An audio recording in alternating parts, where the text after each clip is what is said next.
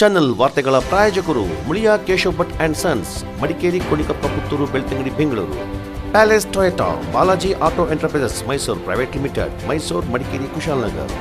Senthil Kumar textiles, Agrahara circle ಮತ್ತು Gandhi square, Mysuru. Sharada jewellery, ಕೊಡಗಿನ ಸಾಂಪ್ರದಾಯಿಕ ಆಭರಣಗಳ ವಿಶಾಲ ಮಳಿಗೆ, Aras road, Mysuru. Shri turbulence, Shri Mysuru sports, Aras road, Mysuru. A to Z super market, Vishwamanava double road, Mysuru. Police arcade, Siddharthanagara, Mysuru.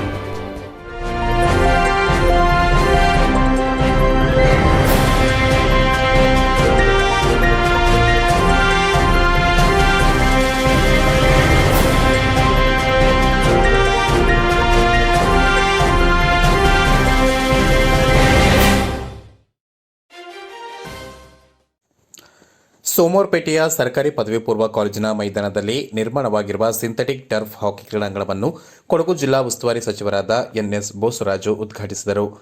ನಂತರ ಮಾತನಾಡಿದ ಅವರು, ಸೋಮವಾರಪೇಟೆ ಟರ್ಫ್ ಮೈದಾನಕ್ಕೆ ಬೇಕಾದ ಎಲ್ಲ ಸೌಲಭ್ಯ ಒದಗಿಸಲು ಪ್ರಾಮಾಣಿಕ ಪ್ರಯತ್ನ ಮಾಡುವುದಾಗಿ ಹೇಳಿದರು. ಹಿಂದಿನ ಸಾಲಿನ ಕ್ರೀಡಾ ಸಚಿವರಾಗಿದ್ದ ಅಪ್ಪಚ್ಚು ರಂಜನ್ ಅವರು ಹಾಕಿ ಪ್ರೇಮಿಗಳ ಒತ್ತಾಸೆ ಮೇರೆಗೆ ಟರ್ಫ್ ಮೈದಾನಕ್ಕೆ ಅನುದಾನ ಕಲ್ಪಿಸಿದರು. ಕಾಂಗ್ರೆಸ್ ಸರ್ಕಾರದ ಆಡಳಿತದಲ್ಲಿ ಇಲ್ಲಿನ ಶಾಸಕರಾದ ಡಾ ಮಂತರ್ಗೌಡ ಅವರು ಮುಂದುವರಿದ ಕಾಮಗಾರಿಗೆ ಅನುದಾನ ತರುವ ಮೂಲಕ ಅತಿ ಬೇಗ ಉದ್ಘಾಟನೆಗೆ ಕಾರಣಕರ್ತರಾಗಿದ್ದಾರೆ. ರಾಷ್ಟ್ರಮಟ್ಟದ ಹಾಕಿ ಪಂದ್ಯಾವಳಿ ಗುರುವಾರದಿಂದ ಇದೇ ಟರ್ಫ್ ಮೈದಾನದಲ್ಲಿ ನಡೆಯುವುದು ಇಲ್ಲಿನ ಕ್ರೀಡಾ ಪ್ರೇಮಿಗಳಿಗೆ ಹೆಮ್ಮೆಯ ವಿಷಯ ಎಂದರು. ಮಕ್ಕಳನ್ನು ಪ್ರೋತ್ಸಾಹಿಸತಕ್ಕಂಥ ಪ್ರಯತ್ನ ಕೊಡಗಿನಲ್ಲಿ ಬಳಸಿದೆ. ಇವತ್ತು ಅನೇಕ ರೀತಿಯಾದಂಥ ಈ ತಿಂಗಳಲ್ಲಿ ನಾನು ನಿನ್ನೆ 4-5 ಅಸೋಸಿಯೇಷನ್ ಬಂದು ಹೇಳಿದ್ರು. ಹಾಕಿ, ಫುಟ್ಬಾಲು ಮತ್ತು ಬೇರೆ ಬೇರೆ ಕಾರ್ಯಕ್ರಮಗಳೆಲ್ಲ ನಡೀತಾ ಇದ್ದಾಳೆ. 17ನೇ ತಾರೀಕು, 27ನೇ ತಾರೀಕು ಇನ್ನೇನೆಲ್ಲ ಬಂದು ನನಗೆ ಆಹ್ವಾನ ಮಾಡಿದ್ದಾರೆ. ಈ ರೀತಿಯಾದಂಥ ಕೇಳುಗಳು ನಡೀತಕ್ಕಂಥದ್ದು ಕೊಡುಗು ಅಂತ ಹೇಳಿ ನಾನು ನಂಬಿದ್ದೆ. ಆ ದಿಶೆಯಲ್ಲಿ ತಾವೆಲ್ಲರೂ ಮಕ್ಕಳಿಗೆ ಪ್ರೋತ್ಸಾಹಿಸುವಂತೆ ಸಂಬಂಧಪಟ್ಟ ಇಲಾಖೆಗೆ ಶಾಸಕರು ನಾವು ಮಾತನಾಡಿ ಈ ಭಾಗದ ಕ್ರೀಡಾಪಟುಗಳನ್ನು ಪ್ರೋತ್ಸಾಹಿಸತಕ್ಕಂಥ ಇಡೀ ದೇಶದಲ್ಲೇ ಕ್ರೀಡಾಪಟುಗಳು ಉದ್ಯೋಗ ಕೊಡಿರ್ತಕ್ಕಂಥದ್ದು ಕೊಡುಗು ಅಂತ ಮಾತನ್ನು ಈಗಾಗಲೇ ಹೆಸರುವಾಸಿ ಆಗಿದೆ. ಆ ದಿಶೆಯಲ್ಲಿ ಕೊಡುಗಿನಲ್ಲಿ ಯುವಕರಿಗೆ ಸಿಗ್ತಕ್ಕಂಥ ಪ್ರೋತ್ಸಾಹ ಕ್ರೀಡಾಪಟುಗಳಾಗಿ ಬೆಳಲಿಕ್ಕೆ ಸಾಕಷ್ಟು ಕೊಡಗು ಜಿಲ್ಲೆಯ ಜನರು ಬಹಳ ಅಪಾರವಾಗಿ ಸಹಕಾರ ನೀಡ್ತಾ ಇದ್ದಾರೆ. ಸಹಜವಾಗಿ ಸರ್ಕಾರಗಳು, ರಾಜ್ಯ ರಾಷ್ಟ್ರ ಮಟ್ಟದಲ್ಲಿ ಸರ್ಕಾರಗಳು ಬದಲಾವಣೆ ಆಗ್ತಾ ಇರ್ತವೆ. ಶಾಸಕ ಡಾ ಮಂತರ್ಗೌಡ ಮಾತನಾಡಿ, ಹಾಕಿ ಕ್ರೀಡೆ ಎಂಬುದು ಕೊಡಗಿನ ಜನರ ರಕ್ತದಲ್ಲಿದೆ. ಟರ್ಫ್ ಮೈದಾನ ಉದ್ಘಾಟನೆಯೊಂದಿಗೆ ಕ್ರೀಡಾ ಪ್ರೇಮಿಗಳ ಕನಸು ನನಸಾಗಿದೆ. ಟರ್ಫ್ ಮೈದಾನ ಗುಣಮಟ್ಟ ಕಾಯ್ದುಕೊಳ್ಳುವುದು ಉತ್ತಮ ನಿರ್ವಹಣೆಯಿಂದ ಮಾತ್ರ ಸಾಧ್ಯ. ಯುವ ಸಬಲೀಕರಣ ಕ್ರೀಡಾ ಇಲಾಖೆ ಇದರ ಸಂಪೂರ್ಣ ಜವಾಬ್ದಾರಿ ತೆಗೆದುಕೊಳ್ಳಬೇಕು ಎಂದು ಸೂಚಿಸಿದರು. ತಡೆಗೋಡೆ, ಗ್ಯಾಲರಿ ನಿರ್ಮಾಣಕ್ಕೆ ಸೂಕ್ತ ಅನುದಾನ ತರುವುದಾಗಿ ಭರವಸೆ ನೀಡಿದರು. ಗರ್ಲ್ಸ್ ಹಾಕಿ ಟೂರ್ನಮೆಂಟ್ ನಡೀತಾ ಇದೆ. ಇವತ್ತು ಕೂಡಿಗೆಯಲ್ಲಿ ನಾವು ಉದ್ಘಾಟನೆ ಮಾಡ್ತಾ ಇದ್ದೀವಿ ಕಾರ್ಯಕ್ರಮ. 4 ಸ್ಟೇಡಿಯಂ ಉಪಯೋಗಿಸ್ಕೊತಾರೆ. ಸೋಮವಾರಪೇಟೆ, ಕೂಡಿಗೆ, ಮಡಿಕೇರಿ ಹಾಗೂ ಪೊನ್ನಂಪೇಟೆ ಸ್ಟೇಡಿಯಂ. 4 ಸ್ಟೇಡಿಯಂ ಉಪಯೋಗಿಸಿಕೊಂಡು ನನ್ನ ಅನಿಸಿಕೆ 1,000 ಮಕ್ಕಳು ಈ ಕಾರ್ಯಕ್ರಮಕ್ಕೆ ಭಾಗವಹಿಸ್ತಾ ಇದ್ದಾರೆ. ದಯಮಾಡಿ ನಮ್ಮ ಸೋಮವಾರಪೇಟೆಯಲ್ಲಿ ಅವರು ಆಡಕ್ ಬಂದಂತ ಸಂದರ್ಭದಲ್ಲಿ ನಾವೆಲ್ಲರೂ ಅವರ ವೀಕ್ಷಣೆ ಮಾಡಿಸಿ ಅವ್ರಿಗೆ ಪ್ರೋತ್ಸಾಹ ಕೊಡೋಣ ಅಂತ ನಿಮ್ಗೆ ಕೇಳಕ್ಕೆ ಇಷ್ಟಪಡ್ತೀನಿ. ಅದೇ ರೀತಿ ಸರ್, ನಿಮಗೊಂದು ಮನವಿ ಅಂತ ಸರ್, ಕೆಲವು ಕಾಮಗಾರಿಗಳು ಇನ್ನೂ ಬಾಕಿ ಇದೆ. ಒಂದು ತಡೆಗೋಡೆ ಅವಶ್ಯಕತೆ ಇದೆ ಸರ್. ಇಲ್ಲಿ ಆ ಮೂಲೆ ಸೈಡ್ ಅಲ್ಲಿ ಅದೊಂದು ತಡೆಗೋಡೆ, ಹಾಗೆ ಈ ಕಡೆ ಒಂದು ರಿಟೈನಿಂಗ್ ವಾಲ್ ನಮ್ಮ ಗ್ಯಾಲರಿಗೆ ನಾವು ರೆಡಿ ಮಾಡಿಸ್ಕೊಡ್ಬೇಕು ಸರ್. ಕ್ರೀಡಾ ಕ್ಷೇತ್ರಕ್ಕೆ ತನ್ನದೇ ಕೊಡುಗೆ ನೀಡಿದ ದೈಹಿಕ ಶಿಕ್ಷಕ ಸುಬ್ಬಯ್ಯ, ಬ್ಲೂ ಸ್ಟಾರ್ ಹಾಕಿ ಕ್ಲಬ್ನ ಮಾಜಿ ಅಧ್ಯಕ್ಷ ಬಿಎಂ ಸುರೇಶ್, ಮೈದಾನಕ್ಕೆ ಜಾಗವನ್ನು ಉಚಿತವಾಗಿ ನೀಡಿದ ದಿವಂಗತ ಸಿಕೆ ಕಾಳಪ್ಪ ಅವರ ಕುಟುಂಬದವರಾದ ಸುದೈವ, ಸುಧರ್ಮ, ಈಶಾನ್ ಅವರುಗಳನ್ನು ಸನ್ಮಾನಿಸಲಾಯಿತು. ವೇದಿಕೆಯಲ್ಲಿ ಉಪವಿಭಾಗಾಧಿಕಾರಿ ನರ್ವಾಡೆ ವಿನಾಯಕ, ಯುವ ಸಬಲೀಕರಣ ಮತ್ತು ಕ್ರೀಡಾ ಇಲಾಖೆಯ ವಿಟಿ ವಿಸ್ಮಯ ಚಕ್ರವರ್ತಿ ಮತ್ತಿತರರು ಉಪಸ್ಥಿತರಿದ್ದರು.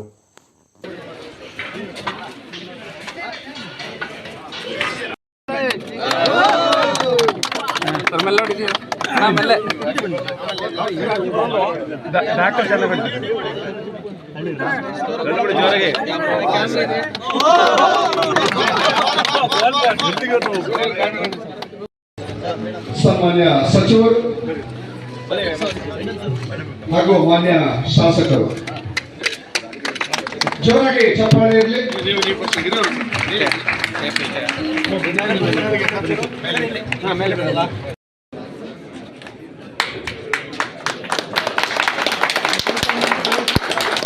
ಈ ಜಾಗವನ್ನು ದಾನವಾಗಿ ಕೊಟ್ಟಂತ ಕಾಡಾನೆ ದಾಳಿ, ಕಾರ್ಮಿಕ ಮಹಿಳೆಗೆ ಗಂಭೀರ ಗಾಯ, ಸೂಕ್ತ ಕ್ರಮದ ಭರವಸೆ ನೀಡಿದ ಶಾಸಕ ಪೊನ್ನಣ್ಣ. ಕಾಡಾನೆ ದಾಳಿ ಮಾಡಿದ ಪರಿಣಾಮ ಕಾರ್ಮಿಕ ಮಹಿಳೆಯೊಬ್ಬರು ಗಂಭೀರವಾಗಿ ಗಾಯಗೊಂಡಿರುವ ಘಟನೆ ಸಿದ್ದಾಪುರ ಸಮೀಪ ಘಟ್ಟದಳದಲ್ಲಿ ನಡೆದಿದೆ. ಪಿಜೆ ಪಲ್ಲವಿ ಎಂಬುವರೇ ಗಾಯಗೊಂಡಿರುವ ಮಹಿಳೆಯಾಗಿದ್ದು, ಇವರನ್ನು ಹೆಚ್ಚಿನ ಚಿಕಿತ್ಸೆಗಾಗಿ ಮಡಿಕೇರಿಯ ಜಿಲ್ಲಾಸ್ಪತ್ರೆಗೆ ದಾಖಲಿಸಲಾಗಿದೆ. ಕಾರ್ಮಿಕರು ತೋಟದ ಕೆಲಸಕ್ಕೆ ತೆರಳುತ್ತಿದ್ದ ಸಂದರ್ಭ ಕಾಡಾನೆ ಏಕಾಏಕಿ ದಾಳಿ ಮಾಡಿದೆ. ಘಟನಾ ಸ್ಥಳಕ್ಕೆ ಅರಣ್ಯ ಅಧಿಕಾರಿಗಳು ಹಾಗೂ ಪೊಲೀಸರು ಭೇಟಿ ನೀಡಿ ಪರಿಶೀಲಿಸಿದರು. ಕಾಡಾನೆ ಹಾವಳಿ ತಡೆಗೆ ಶಾಶ್ವತ ಪರಿಹಾರ ಸೂಚಿಸುವಂತೆ ಗ್ರಾಮಸ್ಥರು ಹಾಗೂ ಕಾರ್ಮಿಕರು ಒತ್ತಾಯಿಸಿದರು.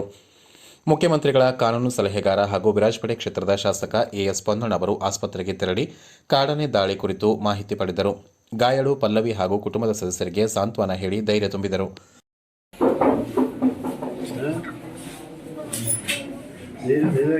ಡಾಕ್ಟರ್ಸ್ ಎಲ್ಲ ಚೆನ್ನಾಗಿ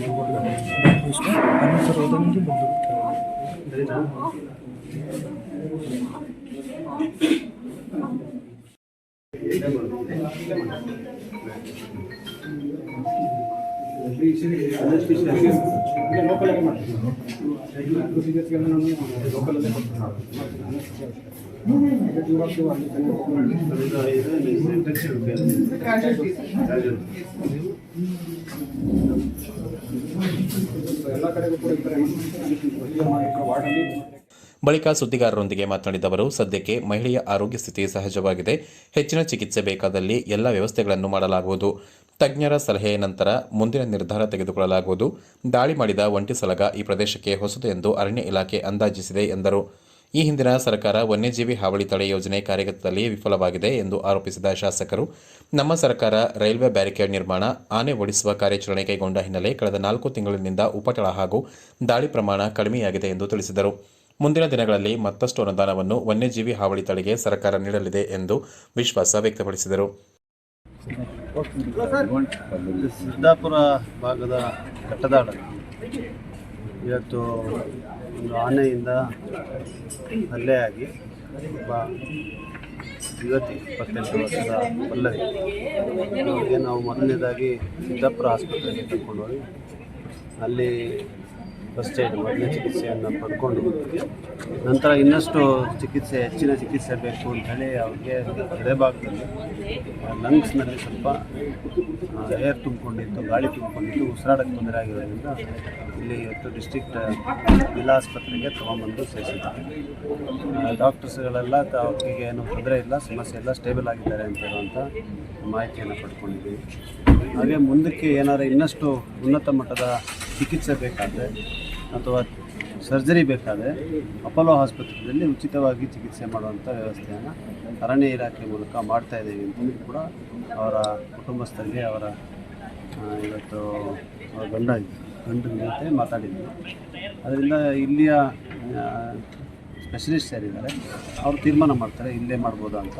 ಇಲ್ಲೇ ಮಾಡೋದಕ್ಕಾದರೆ ಇಲ್ಲೇ ಮಾಡ್ತೀವಿ, ಇಲ್ಲಾಂದರೆ ಅಪೋಲೋಗೆ ಶಿಫ್ಟ್ ಮಾಡಿ ಅವರಿಗೆ ಚಿಕಿತ್ಸೆ ಕೊಡುವಂಥ ವ್ಯವಸ್ಥೆಯನ್ನು ಮಾಡ್ತೀವಿ. ಅರಣ್ಯ ಇಲಾಖೆಯವರು ರಾತ್ರಿ ಎಲ್ಲ ಅಲ್ಲಿ ಸಾಧಾರಣವಾಗಿ ಅವರ ತಂಡ ಇರ್ತದೆ. ಇದು ಯಾವುದೋ ಒಂದು ಒಂಟಿ ಸಲಗ, ಒಂಟಿ ಆನೆ ಒಳಗೆ ಬಂದಿದೆ. ಅದರ ಬಗ್ಗೆ ಮಾಹಿತಿಯನ್ನು ಕೂಡ ಪಡಿತಾ ಇದ್ವಿ. ಅದು ಮೊದಲನೇ ಬಾರಿಗೆ ಬಂದಿರೋ ಸಲಗ ಅಂತ ಗೊತ್ತಾದರೆ ಅದನ್ನು ಹಿಡಿಯೋಕ್ಕೆ ಕೂಡ ಕ್ರಮವನ್ನು ತಿಳಿಸ್ತೀವಿ. ಸರ್, ಈಗ ರೈಲ್ವೆ ಬ್ಯಾರಿಕೇಡ್ ಹಾಕ್ತಿದ್ದಾರಲ್ವ, ಅದು ಅನುಪಯುಕ್ತ. ಈ ಸಂದರ್ಭ ಕೆಪಿಸಿಸಿ ವಕ್ತಾರ ಮೇರಿಯಂಡ ಸಂಕೇತ್ ಪೂವಯ್ಯ, ಜಿಲ್ಲಾಸ್ಪತ್ರೆಯ ಶಸ್ತ್ರಚಿಕಿತ್ಸಕ ಡಾಕ್ಟರ್ ನಂಜುಂಡಯ್ಯ, ವಿರಾಜಪೇಟೆ ವಲಯ ಅರಣ್ಯಾಧಿಕಾರಿ ಕಳ್ಳೀರ ದೇವಯ್ಯ ಮತ್ತಿತರರು ಉಪಸ್ಥಿತರಿದ್ದರು. ಸೋಮವಾರಪೇಟೆ ಸರ್ಕಾರಿ ಪದವಿ ಪೂರ್ವ ಕಾಲೇಜಿನಲ್ಲಿ ನಿರ್ಮಾಣವಾಗಿರುವ ಟರ್ಫ್ ಮೈದಾನವು ಈ ಹಿಂದಿನ ಸಾಲಿನ ಕ್ರೀಡಾ ಸಚಿವರಾಗಿದ್ದ ಅಪ್ಪಚ್ಚು ರಂಜನ್ ಅವರ ಪ್ರಯತ್ನದಿಂದ ನಿರ್ಮಾಣವಾಗಿದ್ದರೂ ಉದ್ಘಾಟನಾ ಸಮಾರಂಭಕ್ಕೆ ಅವರನ್ನು ಆಹ್ವಾನಿಸದೆ ಅವಮಾನಿಸಲಾಗಿದೆ ಎಂದು ಬಿಜೆಪಿ ಕಾರ್ಯಕರ್ತರು ಮೈದಾನದ ಮುಂದೆ ಪ್ರತಿಭಟನೆ ನಡೆಸಿದರು. ಆಕ್ರೋಶಗೊಂಡ ಪ್ರತಿಭಟನಾಕಾರರು ಉಸ್ತುವಾರಿ ಸಚಿವರ ಕಾರು ಅಡ್ಡಗಟ್ಟಿ ಘೇರವ್ ಪ್ರಯತ್ನ ನಡೆಯಿತು. ಪಟ್ಟಣದಲ್ಲಿ ನಿರ್ಮಾಣವಾಗಿರುವ ಸಿಂಥೆಟಿಕ್ ಟರ್ಫ್ ನಿರ್ಮಾಣಕ್ಕೆ ಹೆಚ್ಚಿನ ಶ್ರಮವಹಿಸಿದ್ದ ಪ್ರಮುಖರಿಗೆ ಆಹ್ವಾನ ನೀಡದೆ ಅವಮಾನಿಸಲಾಗಿದೆ ಎಂದು ಬಿಜೆಪಿ ನಗರಾಧ್ಯಕ್ಷ ಎಸ್ಆರ್ ಸೋಮೇಶ್, ಪ್ರಮುಖರಾದ ಪಿಕೆ ಚಂದು, ಮೃತ್ಯುಂಜಯ, ಮೋಹಿನಿ, ಬಿಜೆ ದೀಪಕ್, ಜಯಲಕ್ಷ್ಮಿ, ಶುಭಕರ್, ಶರತ್ ಚಂದ್ರ, ಮನುಕುಮಾರ್ ರೈ ಮತ್ತಿತರರು ಜೂನಿಯರ್ ಕಾಲೇಜು ಮುಖ್ಯದ್ವಾರದಲ್ಲಿ ಉಸ್ತುವಾರಿ ಸಚಿವರಿಗೆ ಘೇರಾವ್ ಮಾಡುವ ಪ್ರಯತ್ನ ಮಾಡಿದರು. ಡಿವೈಎಸ್ಪಿ ಗಂಗಾಧರಪ್ಪ ಮತ್ತು ಬಿಜೆಪಿ ಕಾರ್ಯಕರ್ತರಿಗೂ ಮಾತಿನ ಚಕಮಕಿ ನಡೆಯಿತು. ಮಾಜಿ ಕ್ರೀಡಾ ಸಚಿವ ಅಪ್ಪಚ್ಚು ರಂಜನ್ ಅವರನ್ನು ಸೌಜನ್ಯದಿಂದ ಆಹ್ವಾನಿಸಿಲ್ಲ ಎಂದು ಪ್ರತಿಭಟನಾಕಾರರು ಆರೋಪಿಸಿದರು. ಜಿಲ್ಲಾ ಉಸ್ತುವಾರಿ ಸಚಿವರೊಂದಿಗೆ ತಮ್ಮ ಅಹವಾಲು ಹೇಳಿಕೊಳ್ಳಲು ಅವಕಾಶ ಮಾಡಿಕೊಡಬೇಕೆಂದು ಡಿವೈಎಸ್ಪಿ ಅವರಿಗೆ ಮನವಿ ಮಾಡಿದರು. ಟರ್ಫ್ ಕಾಮಗಾರಿ ಉಸ್ತುವಾರಿ ಸಮಿತಿ ಅಧ್ಯಕ್ಷರಾಗಿದ್ದ ಎಂಬಿ ಅಭಿಮನ್ಯು ಕುಮಾರ್ ಅವರು ಉಸ್ತುವಾರಿ ಸಚಿವರೊಂದಿಗೆ ಅಹವಾಲು ಹೇಳಿಕೊಳ್ಳುವ ಅವಕಾಶ ಮಾಡಿಕೊಡಲಾಯಿತು.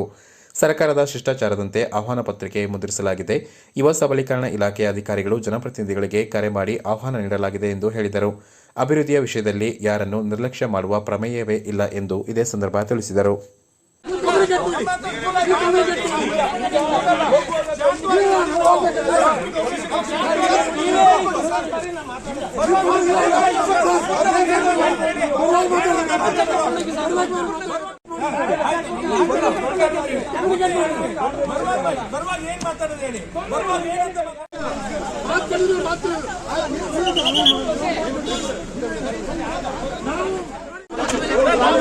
ಬೆಲೆ ಕೊಟ್ಟಿದ್ದೀವಿ.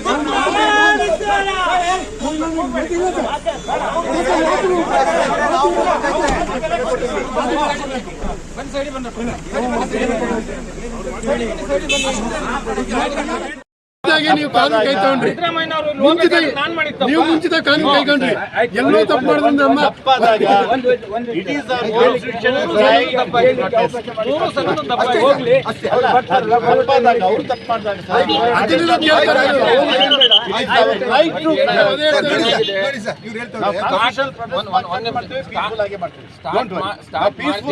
ಮಾಡ್ಕೊಳ್ತೀರಿ, ನಿಮ್ ಕೈಲಿ ಉಳ್ಕೊಳ್ಳಲ್ಲ. ಆಮೇಲೆ ಇಲ್ಲ ಸರ್, ಆ ರೀತಿ ಇಲ್ಲ, ನಿಮ್ ಕೈಲಿ ಉಳ್ಕೊಳ್ಳಲ್ಲ. ನನಗೆ ಜವಾಬ್ದಾರಿ ಇದೆ ರೀ, ನನಗೆ ಜವಾಬ್ದಾರಿ ಇದೆ. ಪ್ರಶ್ನೆ ಮಾಡ್ತಾ ಇದ್ದೀರಾ? ನಿಮಿಷ ವೇಟ್ ಮಾಡಿ. ನನ್ನ ಪ್ರಶ್ನೆ ಮಾಡ್ತಾ ಮೈ ಸಂಬಳ ಕೊಡ್ತಾರೆ.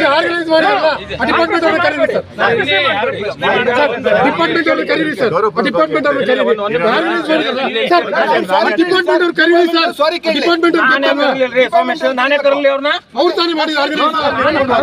ಪರವಾಗಿಲ್ಲ, ಪರವಾಗಿಲ್ಲ. ಪ್ರೋಟೋಕಾಲ್ ವೈಲೇಷನ್ ಆಗಿದೆ ಅಂತ ನೀವು ನಾನು ಕನ್ಫರ್ಮ್ ಮಾಡ್ಕೊಂಡಿದ್ದೀನಿ. ವೈಲೇಷನ್ ಆಗಿಲ್ಲ. ಪರವಾಗಿಲ್ಲ, ಪರವಾಗಿಲ್ಲ.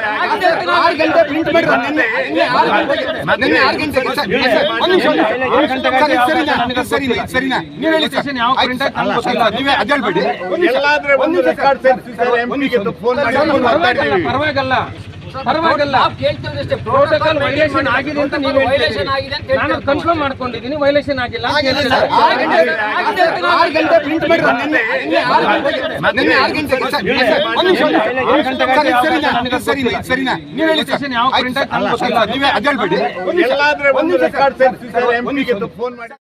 ಅಭಿಮನ್ಯು ಕುಮಾರ್ ಅಂತೇಳಿ ಇಲ್ಲಿಯ ಸ್ಥಳೀಯ ಈ ಟರ್ಫ್ ಗ್ರೌಂಡ್ ಸಮಿತಿಯ ಉಸ್ತುವಾರಿಯ ಅಧ್ಯಕ್ಷನಾಗಿ ಕೆಲಸವನ್ನು ನಿರ್ವಹಿಸಿದ್ದೆ. ಓಕೆ, ಸೋಮವಾರಪೇಟೆ ತಾಲೂಕಿನಲ್ಲಿ ಹಲವಾರು ಕ್ರೀಡಾಪಟುಗಳು, ಹಾಕಿ ಕ್ರೀಡಾಪಟುಗಳಿದ್ದು ಭಾಳಷ್ಟು ವರ್ಷದವರ ಒಂದು ಆಶೆ ಏನಾಗಿತ್ತು ಅಂತೇಳಿ ಇಲ್ಲಿ ಒಂದು ಟರ್ಫ್ ಗ್ರೌಂಡ್ ಆಗಬೇಕು ಅಂತೇಳಿ ಅದನ್ನು ಈಡೇರಿಸಿದಂಥವರು ಮಾನ್ಯ ಆಗಿನ ಕ್ರೀಡಾ ಮಂತ್ರಿಗಳಾಗಿದ್ದಂಥ ಸಚಿವರಾದಂಥ ಮಂತ್ರಿಗಳಾಗಿದ್ದಂಥ ಅಪ್ಪಚ್ಚು ರಂಜೇಂದ್ರವರು ಜನರ ಆಶೆಯನ್ನು ಈಡೇರಿಸಿ ಇಲ್ಲಿ ಒಂದು ಕ್ರೀಡಾ ಟರ್ಫ್ ಗ್ರೌಂಡನ್ನು ಮಂಜೂರಾತಿ ಮಾಡಿಸಿದ್ರು. ಅದರ ನಂತರ ಉದ್ಘಾಟನೆಯಾಗಿ ಹಲವಾರು ವರ್ಷಗಳು ಹೋಯಿತು, ಅಲ್ಲಿಂದ ಕುಸಿತೋಯಿತು, ಅಲ್ಲಿಂದ ಪುನಃ ಅದನ್ನು ಸರಿಪಡಿಸಿ ಪುನಃ ಆದೇಶವನ್ನು ಮಾಡಿ ಸುಮಾರು 4 ಕೋಟಿಯಷ್ಟು ಹಣವನ್ನು ಬಿಡುಗಡೆಗೊಳಿಸತಕ್ಕಂಥ ಕೆಲಸವನ್ನು ಕೂಡ ಅಪ್ಪಚ್ಚು ರಂಜೇಂದ್ರವರು ಮಾಡಿಸೋದ್ರಲ್ಲಿ ಯಶಸ್ವಿಯಾಗಿತ್ತು. ರಾಜ್ಯಕ್ಕೆ ಬದಲಾವಣೆಗಳಾಗುತ್ತೆ, ಹೋಗುತ್ತೆ, ಎಲ್ಲ ನಿಜ. ಅಲ್ಲಿ ನಾವು ಉಸ್ತುವಾರಿ ಸಮಿತಿಯಲ್ಲಿದ್ದು ಹಲವಾರು ಸಂದರ್ಭದಲ್ಲಿ ಕಳಪೆ ಕೆಲಸಗಳಾಗಿದ್ದಾಗ ಅದನ್ನು ಬದಲಾಯಿಸಿ ಪುನಃ ಮಾಡಿಸಿ ಅಪ್ಪಚ್ಚು ರಂಜನ್ ಅವರು ನಾವು ಎಲ್ಲಿವರೆಗೆ ಹೋಗಿದ್ದು ಅಂತ ಹೇಳಿದ್ರೆ ಅವರಿಗೆ ಕಾನೂನಿನ ನೋಟಿಸನ್ನು ಕೂಡ ಕೊಟ್ಟು ಅವರನ್ನು ಕೆಲಸ ಮಾಡಿಸುವಂಥ ಒತ್ತಾಯವನ್ನು ಅಧಿಕಾರಿಗಳ ಜೊತೆಯಲ್ಲಿ ಮಾಡಿದ್ವು, ಯೂತ್ ಸರ್ವಿಸ್ ಅವ್ರ ಜೊತೆಯಲ್ಲಿ. ಅದೇ ರೀತಿಯಲ್ಲಿ ಕೊನೆಗೆ ಕೆಲವೊಂದು ಸಂದರ್ಭದಲ್ಲಿ ನಾವು ನಮ್ಮ ಮಾತನ್ನು ಕೇಳದೇ ಇದ್ದಾಗ ನಾವು ಲೋಕಾಯುಕ್ತಕ್ಕೆ ಕೂಡ ದೂರನ್ನು ಕೊಟ್ಟಿದ್ದೇವೆ. ಇವತ್ತು ಕೂಡ ಲೋಕಾಯುಕ್ತದ ದೂರು ಅಲ್ಲಿ ನಡೀತಾ ಇದೆ, ಇದರಲ್ಲಿ ಚಾಲ್ತಿಯಲ್ಲಿದೆ, ಅದು ವ್ಯಾಜ್ಯ ಮುಗ್ದಿಲ್ಲ. ಅದೆಲ್ಲ ಸರಿ, ರಾಜ್ಯಕ್ಕೆ ಬದಲಾವಣೆ ಆಯಿತು, ಆಗಲಿ ಸಂತೋಷ. ಟರ್ಫ್ ಗ್ರೌಂಡ್ ಉದ್ಘಾಟನೆ ಆಗಬೇಕು, ಜನರಿಗೆ ನಮ್ಮ ಕ್ರೀಡಾ ಯುವಕರಿಗೆ ಅಲ್ಲಿ ಆಟ ಆಡುವಂಥ ಒಂದು ಅವಕಾಶ ಆಗಬೇಕು, ಇದು ಭಾಳಷ್ಟು ಸಂತೋಷದ ವಿಷಯ. ಆದರೆ ಯಾವುದೇ ಒಂದು ಕಾರ್ಯಕ್ರಮ ಮಾಡಬೇಕಾದ್ರೆ ಒಂದು ಪ್ರೋಟೋಕಾಲ್ ಅಂತ ಇರ್ತದೆ, ಆ ಪ್ರೋಟೋಕಾಲನ್ನು ಇವರು ಫಾಲೋ ಮಾಡ್ತಾ ಇಲ್ಲ. ಪ್ರೋಟೋಕಾಲಲ್ಲಿ ಏನಾಗಬೇಕಿತ್ತು ಅಂತ ಹೇಳಿದ್ರೆ, ನಾವು ಮೊದಲು ಕರೆದಾಗ ಬರ್ತಾನೆ ಇರಲಿಲ್ಲ. ಇದು ನಾನು ಸಚಿವರನ್ನಾಗಲಿ ಅಥವಾ ಶಾಸಕರನ್ನಾಗಲಿ ದೂರತಕ್ಕಂಥಲ್ಲ, ಅಧಿಕಾರಿಗಳಿಗೆ ಈ ಪರಿಜ್ಞಾನ ಇರಬೇಕಿತ್ತು. ಅವ್ರು ಏನು ಮಾಡಿದ್ದಾರೆ, ನಿನ್ನೆ ರಾತ್ರಿವರೆಗೂ ನಾವು ಅಧಿಕಾರಿಗಳನ್ನ ಮಾತಾಡಿಸೋವರೆಗೂ ಕೂಡ ಇನ್ವಿಟೇಷನೇ ಪ್ರಿಂಟ್ ಮಾಡಿಲ್ಲ. ಯಾರನ್ನ ಕರಿಬೇಕಿತ್ತು ಪ್ರೋಟೋಕಾಲ್ ಪ್ರಕಾರವಾಗಿ? ಪ್ರತಾಪ್ ಸಿಂಹರವರ ಕಾಣಿಕೆ ಕೂಡ ಇದೆ. ಪ್ರತಾಪ್ ಸಿಂಹನವ್ರನ್ನ MP ಆಗಿ ಅವರನ್ನು ಕರೀತಕ್ಕಂಥ ಕೆಲಸವನ್ನು ಮಾಡಬೇಕಿತ್ತು. ವಿರಾಜಪೇಟೆ ವಿಧಾನಸಭಾ ಕ್ಷೇತ್ರಕ್ಕೆ ಕುಡಿಯುವ ನೀರಿನ ಸೌಲಭ್ಯಕ್ಕಾಗಿ 42 ಕೋಟಿ ರೂಪಾಯಿ ಹಾಗೂ ರಸ್ತೆ ಅಭಿವೃದ್ಧಿ ಕಾಮಗಾರಿಗಳಿಗೆ 30 ಕೋಟಿ ರೂಪಾಯಿ ಅನುದಾನವನ್ನು ರಾಜ್ಯ ಸರ್ಕಾರ ಬಿಡುಗಡೆ ಮಾಡಲಿದೆ ಎಂದು ಉಸ್ತುವಾರಿ ಸಚಿವರಾದ NS ಬೋಸರಾಜು ಹೇಳಿದರು. ವಿರಾಜಪೇಟೆ ಬಳಿಯ ಬಿಟ್ಟಂಗಾಲ ಹೆಗಡೆ ಸಮಾಜದ ಸಭಾಂಗಣದಲ್ಲಿ ಆಯೋಜಿಸಿದ್ದ ವಿರಾಜಪೇಟೆ ವಿಧಾನಸಭಾ ಕ್ಷೇತ್ರದ ಕಾಂಗ್ರೆಸ್ ಕಾರ್ಯಕರ್ತರ ಸಭೆಯಲ್ಲಿ ಮುಖ್ಯ ಅತಿಥಿಯಾಗಿ ಭಾಗವಹಿಸಿ ಮಾತನಾಡಿದ ಅವರು, ಕಾಂಗ್ರೆಸ್ ಸರ್ಕಾರ ಅಧಿಕಾರಕ್ಕೆ ಬಂದು 5 ತಿಂಗಳಾದವು. ನಾವು ಬರುವ ಮುನ್ನ ಹಿಂದಿನ ಸರ್ಕಾರ ಖಜಾನೆಯನ್ನು ಖಾಲಿ ಮಾಡಿತ್ತು. ಆದರೆ ಕಾಂಗ್ರೆಸ್ ಸರ್ಕಾರ ಜನರಿಗೆ ನೀಡಿದ ಗ್ಯಾರಂಟಿ ಯೋಜನೆಗಳನ್ನು ತಲುಪಿಸುವ ಮೂಲಕ ಕೊಟ್ಟ ಮಾತನ್ನು ಉಳಿಸಿಕೊಂಡಿದೆ. ರಾಜ್ಯ ಸರ್ಕಾರ ಅಭಿವೃದ್ಧಿ ಕೆಲಸ ಮಾಡುತ್ತಿಲ್ಲ ಎಂದು ಬಿಜೆಪಿಯವರು ಅಪಪ್ರಚಾರ ಮಾಡುವುದು ಸರಿಯಲ್ಲ. ಅಧಿಕಾರಕ್ಕೆ ಬಂದ ಕೆಲವೇ ತಿಂಗಳಲ್ಲಿ ಅನುದಾನವನ್ನು ಕ್ರೋಢೀಕರಿಸಿ ಅಭಿವೃದ್ಧಿ ಕೆಲಸಗಳಿಗೆ ಒತ್ತು ನೀಡುತ್ತಿರುವುದಾಗಿ ತಿಳಿಸಿದ ಸಚಿವ ಬೋಸರಾಜ್ ಅವರು, ಕಳೆದ 20 ವರ್ಷಗಳಿಂದ ಬಾಕಿ ಉಳಿದಿರುವ ಕಾಮಗಾರಿಗಳನ್ನು ಕೊಡಗಿನ ಶಾಸಕರು ಕೈಗೆತ್ತಿಕೊಳ್ಳಲಾಗಿದೆ. ಗ್ರಾಮೀಣ ಭಾಗದ ಎಲ್ಲಾ ಗ್ರಾಮಗಳಿಗೂ ಭೇಟಿ ನೀಡಿ ಅಭಿವೃದ್ಧಿ ಕಾಮಗಾರಿಗಳನ್ನು ನಡೆಸಲಾಗುವುದು. ಕಾರ್ಯಕರ್ತರು ಒಗ್ಗಟ್ಟಿನಿಂದ ಪಕ್ಷವನ್ನು ಬಲಪಡಿಸುವ ನಿಟ್ಟಿನಲ್ಲಿ ಮುಂದಿನ ಚುನಾವಣೆಗೆ ತಯಾರಿ ನಡೆಸುವಂತಾಗಬೇಕು ಎಂದರು. ಕಾಂಗ್ರೆಸ್ ಪಕ್ಷಕ್ಕೆ ಒಂದು ನೆಲೆ ಸಿಕ್ಕಿದೆ. 20 ವರ್ಷ ಕಾಲ ಆದ ನಂತರ ಇಬ್ಬರು ಶಾಸಕರು ಬಂದಿದ್ದಾರೆ. ಇಬ್ಬರು ಶಾಸಕರು ಕಳೆದ 6 ತಿಂಗಳಿಂದ ಪೂರ್ತಿ ಅವಗಾಹನ ಇದೆ. ಯಾವ ಭಾಗದಲ್ಲಿ ಯಾವ ಇಲಾಖೆಯಲ್ಲಿ ಏನು ಕೆಲಸ ಮಾಡಬೇಕು, ಯಾವುದು ಆದ್ಯತೆ ಮೇಲೆ ಮಾಡಬೇಕು, ಯಾವ ಕೆಲಸಗಳು ನಾವು ಪೂರ್ವಹಿಸಿದರೆ ಜನರಿಗೆ ಅನುಕೂಲ ಆಗ್ತಂಥ ವಿಷಯಗಳು ಈಗಾಗಲೇ ಅವರು ಗಮನಿಸಿದ್ದಾರೆ. ಯಾಕಂದರೆ ಪ್ರತಿನಿತ್ಯ ಬ್ಯಾಂಗ್ಳೂರಿನಲ್ಲಿ ಬಂದಾಗ ನಾವು ಅವರು ಭೇಟಿ ಆಗ್ತಿರ್ತೀವಿ. ಮುಖ್ಯಮಂತ್ರಿಗಳ ಹತ್ರ ಹೋಗ್ತಾರೆ, ಸಂಬಂಧಪಟ್ಟಿರ್ತಕ್ಕಂಥ ಸಚಿವರು ಗಮನಕ್ಕೆ ತರ್ತಾರೆ, ನಮ್ಮ ಗಮನಕ್ಕೆ ತರ್ತಾರೆ. ಈ ರೀತಿಯಾಗಿ ಇಬ್ಬರು ಸಹಿತ ಜಿಲ್ಲೆ ಅಭಿವೃದ್ಧಿಗಾಗಿ ಸಾಕಷ್ಟು ಒಂದು ಪ್ರಾಮಾಣಿಕ ಪ್ರಯತ್ನ ಅವರು ಮಾಡ್ತಾರೆ. ವಿರಾಜಪೇಟೆ ಕ್ಷೇತ್ರದ ಶಾಸಕ AS ಪೊನ್ನಣ್ಣ ಅವರು ಸಭೆಯನ್ನುದ್ದೇಶಿಸಿ, ಕಾಂಗ್ರೆಸ್ ಪಕ್ಷ ಕಳೆದ ಚುನಾವಣೆಯಲ್ಲಿ ನೀಡಿದ್ದ ಭರವಸೆಗಳನ್ನು ರಾಜ್ಯದ ಜನತೆಗೆ ತಲುಪಿಸುತ್ತಿದೆ. ಅದರಲ್ಲೂ ಕೊಡಗಿನಲ್ಲಿ 1,13,000 ಕುಟುಂಬಗಳು ಭಾಗ್ಯಲಕ್ಷ್ಮಿ ಯೋಜನೆಯನ್ನು ಪಡೆದುಕೊಳ್ಳುತ್ತಿದ್ದಾರೆ ಹಾಗೂ ಉಚಿತ ವಿದ್ಯುತ್ ಸೇರಿದಂತೆ ಕಾಂಗ್ರೆಸ್ ಸರ್ಕಾರದ ಎಲ್ಲ ಗ್ಯಾರಂಟಿ ಯೋಜನೆಗಳು ಕೊಡಗಿನ ಎಲ್ಲ ಕುಟುಂಬಗಳಿಗೂ ತಲುಪುತ್ತಿವೆ.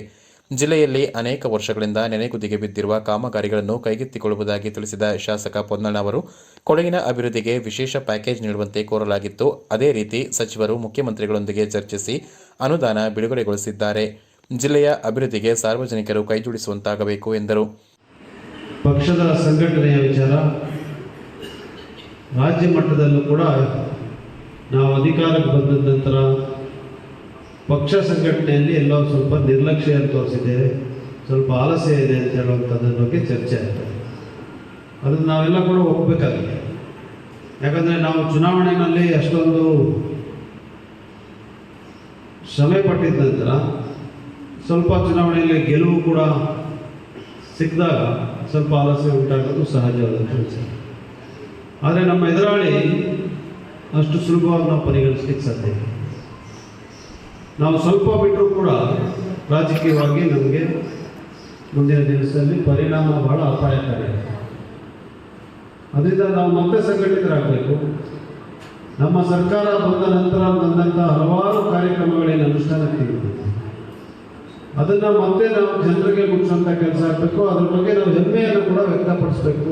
ಅದರಿಂದ ಕಾರ್ಯಕರ್ತರ ಸಭೆ ನಡಿಬೇಕು, ಮತ್ತೊಮ್ಮೆ ಕಾರ್ಯಕ್ರಮಕ್ಕೆ ಒಗ್ಗೂಡಿಸಬೇಕು. ನಾವೆಲ್ಲ ಮತ್ತೆ ಬೀದಿಗಿಳಿದಂಥ ಸನ್ನಿವೇಶ ಬರ್ತಾ ಇದೆ ಅಂತ ಹೇಳಲಿಕ್ಕೋಸ್ಕರ ಈ ಸಭೆಯನ್ನು ತಗೊಂಡಿದ್ದೀವಿ.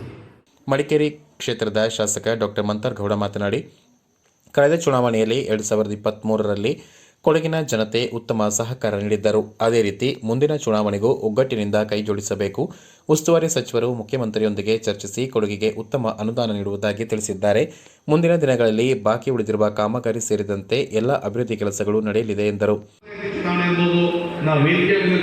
ಎಲ್ಲರೂ ಒಗ್ಗಟ್ಟಾಗಿ ನಮ್ಮ ಮಡಿಕೇರಿಯ ಕ್ಷೇತ್ರ ಆಗಿರ್ಬೋದು, ವಿರಾಜಪೇಟೆ ಕ್ಷೇತ್ರ ಆಗಿರ್ಬೋದು, ನಾವು MLA ಚುನಾವಣೆ ಹೆಂಗ್ ಮಾಡೋದು, ನಿಮ್ಮ ಚುನಾವಣೆನೂ ಅಷ್ಟೇ ಶಕ್ತಿ ಪಟ್ಟು ಅಷ್ಟೇ ಕಷ್ಟಪಟ್ಟು ನಾವು ಕೆಲಸ ಮಾಡಲೇಬೇಕು ಅಂತ ನಾನು ಹೇಳಕ್ಕೆ ಇಷ್ಟಪಡ್ತೀನಿ. ಯಾಕಂದ್ರೆ ನೀವು ನಮ್ಮ MLA ಮಾಡ್ಬಿಟ್ರೆ ಅಂತಂದ್ರೆ ನಾವು ಬರೆಯೋಕ್ಕಾಗಲ್ಲ. ನಿಮ್ಮ ಚುನಾವಣೆಗಳು ಬರೋಂಥ ಪರಿಸ್ಥಿತಿ ಸಂದರ್ಭದಲ್ಲಿ ನಾವು ನಿಮ್ಮ ಕೈಗೂ ಜೋಡಿಸ್ತೀವಿ. ನಾವು ಯಾವ ಕಾರಣಕ್ಕೂ ಬರೀ ದೊಡ್ಡ ಎಲೆಕ್ಷನ್ ಮಾಡ್ತೀವಿ, ಸಣ್ಣ ಎಲೆಕ್ಷನ್ ಅಲ್ಲ, ಎಲ್ಲ ಚುನಾವಣೆ ಅಷ್ಟೇ ಸೂಕ್ಷ್ಮವಾಗಿದೆ ಅಂತ ಹೇಳ್ತಾ ಸಭೆ ಅಧ್ಯಕ್ಷತೆಯನ್ನು ಜಿಲ್ಲಾ ಕಾಂಗ್ರೆಸ್ ಅಧ್ಯಕ್ಷ ಧರ್ಮಜ ಉತ್ತಪ್ಪ ವಹಿಸಿ ಪ್ರಾಸ್ತಾವಿಕವಾಗಿ ಮಾತನಾಡಿ, ಕಳೆದ ಅನೇಕ ವರ್ಷಗಳಿಂದ ಕಾಂಗ್ರೆಸ್ ಶಾಸಕರಿಲ್ಲದೆ ಸಮಸ್ಯೆಯಾಗಿತ್ತು. ಈಗ ಕೊಡಗಿನಲ್ಲಿ ಪಕ್ಷದ 2 ಶಾಸಕರಿದ್ದು ಜಿಲ್ಲೆಯಲ್ಲಿ ಹೆಚ್ಚು ಅಭಿವೃದ್ಧಿ ಕೆಲಸಗಳು ನಡೆಯಲಿದೆ ಎಂದರು. ವೇದಿಕೆಯಲ್ಲಿ ಉಪಸ್ಥಿತರಿದ್ದ ವಿಧಾನ ಪರಿಷತ್ ಮಾಜಿ ಸದಸ್ಯರಾದ ವೀಣಾ ಚಯ್ಯ ಮತ್ತು ಸಿಎಸ್ ಅರುಣ್ ಮಾಚಯ್ಯ, ಪಕ್ಷದ ಜಿಲ್ಲಾ ಮಾಜಿ ಅಧ್ಯಕ್ಷ ಟಿಪಿ ರಮೇಶ್, ಶಿಕ್ಷಕರ ಕ್ಷೇತ್ರದ ಅಭ್ಯರ್ಥಿ ಕೆಕೆ ಮಂಜುನಾಥ್ ಸಭೆಯನ್ನು ಉದ್ದೇಶಿಸಿ ಮಾತನಾಡಿದರು. ವೇದಿಕೆಯಲ್ಲಿ ವಿರಾಜಪೇಟೆ ಬ್ಲಾಕ್ ಅಧ್ಯಕ್ಷ ಪಿ ರಂಜಿಪುಣಚ್ಚ, ನಾಪೋಕ್ಲು ಬ್ಲಾಕ್ ಅಧ್ಯಕ್ಷ ಇಸ್ಮಾಯಿಲ್, ಪೊನ್ನಂಪೇಟೆ ಅಧ್ಯಕ್ಷ ಎಂ ನವೀನ್, ಮುಖಂಡರಾದ ರಮನಾಥ್, ಪಿಕೆ ಪೊನ್ನಪ್ಪ, ಎರ್ಮು ಹಾಜಿ ಉಪಸ್ಥಿತರಿದ್ದರು. ಮಡಿಕೇರಿಯ ವುಡ್ ಲುಕ್ ಫರ್ನಿಚರ್ಸ್ ಮಳಿಗೆಯಲ್ಲಿ ವರ್ಷಾಂತ್ಯದ ಪ್ರಯುಕ್ತ ಉತ್ತಮ ಗುಣಮಟ್ಟದ ಫರ್ನಿಚರ್ಗಳ ಮೇಲೆ 50% ಭಾರಿ ರಿಯಾಯಿತಿ ಮಾರಾಟ. Year end sale at Woodlook Furniture's Interiors, Alvisal Tower near Karnataka Bank, Koinur Road, Madikeri. Bedroom furniture set rupees 29,990 only. Double cot, mattress, 2 pillows, 2-door wardrobe, side box and dressing mirror. Full house furniture set rupees 59,990 only. 3+1+1 sofa set, dining table with 4 chairs, teapoy, double cot, mattress, pillow, 2-door wardrobe, side box and dressing table. Bedroom sofa set 3+1+1 rupees 13,800 only. Wooden dining table with 4 chairs rupees 15,600 only. Wooden double cot rupees 10,990 only. Single cot 6,990 only. Corner sofa set rupees 18,999. 2-door wardrobe rupees 6,990. Dining table chair rupees 1,750 only. This year-end bumper offer limited period only. Visit today for quality furnitures, Woodlook Furniture and Interiors. Alvisal Tower near Karnataka Bank, Koinur Road, Madikeri. Mobile 9606-766-877. Woodlook Furnitures. Big sale, Madikeri. Business ಇನ್ವೆಸ್ಟ್ಮೆಂಟ್ಗೆ ಹೊಸ land mark Rohan city. ವಾಣಿಜ್ಯ ಸ್ಥಳಗಳ ಮೇಲಿನ ಹೂಡಿಕೆಯ ಮೇಲೆ 7.5% ನಷ್ಟು guaranteed return. ತಡ ಯಾಕೆ? ಈಗಲೇ ಇನ್ವೆಸ್ಟ್ ಮಾಡಿ. ನಿಮ್ಮ ಹೂಡಿಕೆಗೆ ಬೆಸ್ಟ್ ಪ್ರೈಸ್ ಸಿಗುವಾಗ ತಡ ಯಾಕೆ? ನಿಮ್ಮ ಸಕ್ಸೆಸ್ ನ ಹೊಸ address Rohan city, Vijay, Mangaluru. DePaul International Residential School, Mysore, a true garden of dreams. Your child enjoys utmost freedom here and at the same time develops the discipline to enjoy the freedom in responsible ways. With separate hostels for boys and girls, they are constantly under the watchful eyes all 24 hours.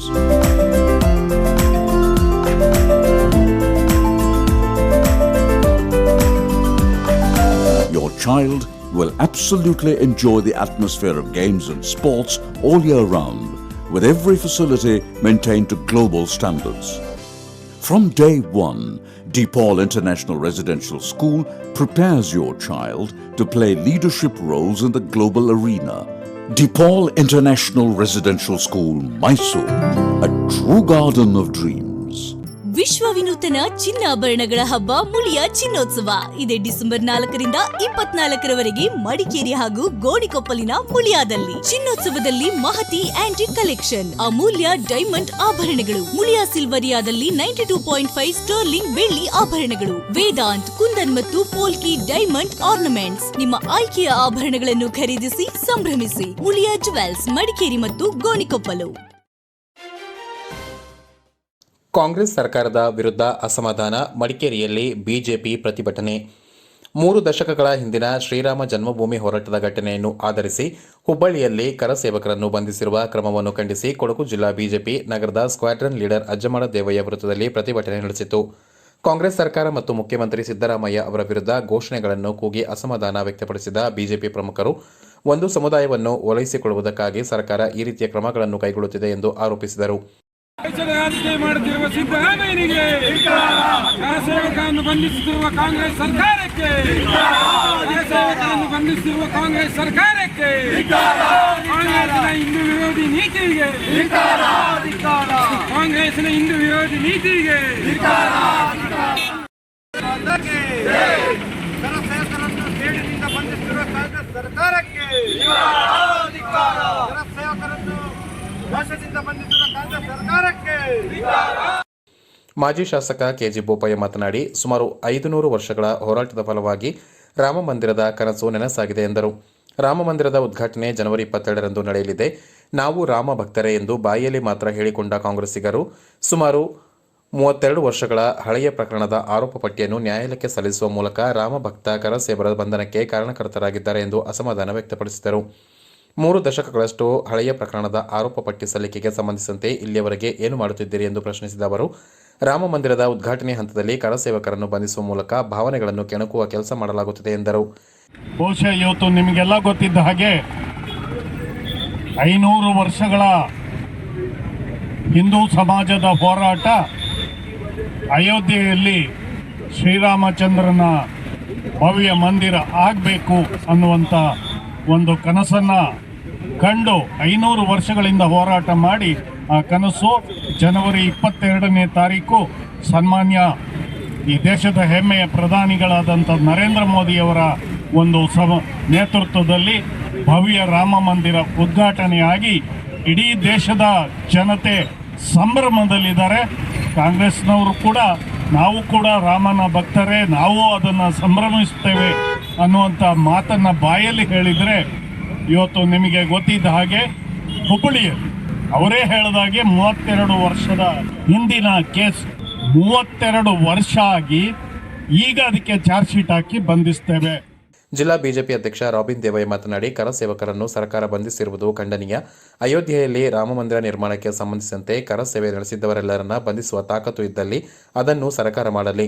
ನಾವು ಲಾಠಿಗೂ ಸಿದ್ಧ, ಜೈಲಿಗೂ ಸಿದ್ಧವೆಂದು ತಿಳಿಸಿದವರು, ಈ ರೀತಿ ಮಾಡಿದ್ದಲ್ಲಿ ಈಗ ಇರುವ ಜೈಲುಗಳು ಸಾಕಾಗಲಾರದು ಎಂದು ತಿಳಿಸಿದರು. ಮಂದಿರದ ಉದ್ಘಾಟನೆಯ ಸಂದರ್ಭದಲ್ಲಿ ಕರ್ನಾಟಕದಲ್ಲಿ ಕರಸೇವೆಗೆ ಮಾಡಿರ್ತಕ್ಕಂಥ ಕೆಲಸ ಮಾಡಿರ್ತಕ್ಕಂಥ ಹಿಂದೂಗಳನ್ನ ಬಂಧಿಸತಕ್ಕಂತ ಕೆಲಸವನ್ನ ಮಾಡ್ತಾ ಇರತಕ್ಕಂಥದ್ದು ನಿಜವಾಗ್ಲೂ ಖಂಡನೀಯ. ಇವತ್ತು ಹುಬ್ಬಳ್ಳಿನಲ್ಲಿ ನಿನ್ನೆ ಹಲವಾರು ಕರಸೇವಕರನ್ನ, ರಾಮ ಭಕ್ತರನ್ನ ಬಂಧಿಸತಕ್ಕಂಥ ಕೆಲಸವನ್ನ ಮಾಡಿರ್ತಕ್ಕಂಥದ್ದು, ಅವರ ವಯಸ್ಸನ್ನು ಕೂಡ ಲೆಕ್ಕಿಸದ ರೀತಿಯಲ್ಲಿ ರಾಮ ಭಕ್ತರನ್ನ ಬಂಧಿಸತಕ್ಕಂಥ ಕೆಲಸವನ್ನ ಮಾಡ್ತಾ ಇದ್ದಾರೆ. ಇದನ್ನ ಇಡೀ ದೇಶದಾದ್ಯಂತ ಭಾರತೀಯ ಜನತಾ ಪಕ್ಷ ಮತ್ತು ಎಲ್ಲ ಹಿಂದೂಗಳು ಇದನ್ನ ಖಂಡಿಸತಕ್ಕಂಥ ಕೆಲಸವನ್ನ ನಾವು ಮಾಡ್ತಾ ಇದ್ದೇವೆ. ಇವತ್ತು ಪೊಲೀಸರು ಪ್ರತಿಭಟನೆಯಲ್ಲಿ ಮಡಿಕೇರಿ ನಗರಸಭಾ ಅಧ್ಯಕ್ಷರಾದ ಅನಿತಾ ಪೂವಯ್ಯ, ಸ್ಥಾಯಿ ಸಮಿತಿ ಅಧ್ಯಕ್ಷ ಎಸ್ಸಿ ಸತೀಶ್, ನಗರಸಭಾ ಸದಸ್ಯರಾದ ಕೆಎಸ್ ರಮೇಶ್, ಅರುಣ್ ಶೆಟ್ಟಿ, ಶ್ವೇತೆ, ನಗರ ಬಿಜೆಪಿ ಅಧ್ಯಕ್ಷ ಮನು ಮಂಜುನಾಥ್, ಪ್ರಮುಖರಾದ ಕನ್ನಿಕೆ, ಅರುಣ್ ಕುಮಾರ್, ಜಗದೀಶ್ ಮತ್ತಿತರರು ಪ್ರತಿಭಟನೆಯಲ್ಲಿ ಪಾಲ್ಗೊಂಡಿದ್ದರು. ದೈಹಿಕ ಮತ್ತು ಮಾನಸಿಕ ಆರೋಗ್ಯ ಉತ್ತಮವಾಗಿದ್ದರೆ ಮಾತ್ರ ಸ್ವಸ್ಥ ಸಮಾಜ ನಿರ್ಮಾಣ ಆಗಲು ಸಾಧ್ಯ. ಬಡ್ಡೀರ ನಳಿನಿ ಪೂವಯ್ಯ. ದೈಹಿಕ ಮತ್ತು ಮಾನಸಿಕ ಆರೋಗ್ಯ ಉತ್ತಮವಾಗಿದ್ದರೆ ಮಾತ್ರ ಸ್ವಸ್ಥ ಸಮಾಜ ನಿರ್ಮಾಣ ಆಗಲು ಸಾಧ್ಯ ಎಂದು ನಿವೃತ್ತ ಪ್ರಾಂಶುಪಾಲರಾದ ಬಡ್ಡೀರ ನಳಿನಿ ಪೂವಯ್ಯ ಹೇಳಿದರು. ನಾಪೋಕ್ಲುವಿನ ಸೇಕ್ರೆಡ್ ಹಾರ್ಟ್ ಆಂಗ್ಲ ಮಾಧ್ಯಮ ಶಾಲೆ ಆವರಣದಲ್ಲಿ ಆಯೋಜಿಸಲಾಗಿದ್ದ ಶಾಲೆಯ ವಾರ್ಷಿಕೋತ್ಸವ ಸಮಾರಂಭದಲ್ಲಿ ಸೋಮವಾರ ಪಾಲ್ಗೊಂಡು ಕಾರ್ಯಕ್ರಮವನ್ನು ದೀಪ ಬೆಳಗಿಸುವುದರೊಂದಿಗೆ ಉದ್ಘಾಟಿಸಿ ಮಾತನಾಡಿದ ಅವರು, ಸತ್ಯ, ಪ್ರಾಮಾಣಿಕತೆ, ಆತ್ಮವಿಶ್ವಾಸ, ಮಾನವೀಯತೆ ಹೊಂದಿದ ಮಾನವನನ್ನಾಗಿ ರೂಪಿಸುವುದು ಶಿಕ್ಷಕರ ಜವಾಬ್ದಾರಿ. ಪ್ರತಿಯೊಂದು ಮಗುವಿನ ಬುದ್ಧಿವಂತಿಕೆ ಭಿನ್ನವಾಗಿರುತ್ತದೆ. ಪೋಷಕರು ಮಗುವನ್ನು ಇನ್ನೊಂದು ಮಗುವಿನೊಂದಿಗೆ ಹೋಲಿಸಬಾರದು. ಮಗುವಿನಲ್ಲಿರುವ ಪ್ರತಿಭೆ ಗುರುತಿಸಿ ಪ್ರೋತ್ಸಾಹಿಸಬೇಕು ಎಂದರು. ವಾರ್ಷಿಕೋತ್ಸವ ಎಂದರೆ ವಿದ್ಯಾರ್ಥಿಗಳ ಪ್ರತಿಭೆಗಳಿಗೆ ಪ್ರೋತ್ಸಾಹ ಕೊಡುವ ದಿನ. ಕ್ರೀಡಾ ಪ್ರತಿಭೆ, ಸಾಂಸ್ಕೃತಿಕ ಪ್ರತಿಭೆಗಳನ್ನು ಗುರುತಿಸಿ ಪ್ರೋತ್ಸಾಹಿಸುವ ದಿನವನ್ನು ವಾರ್ಷಿಕೋತ್ಸವ ಎಂದು ಆಚರಿಸುತ್ತೇವೆ.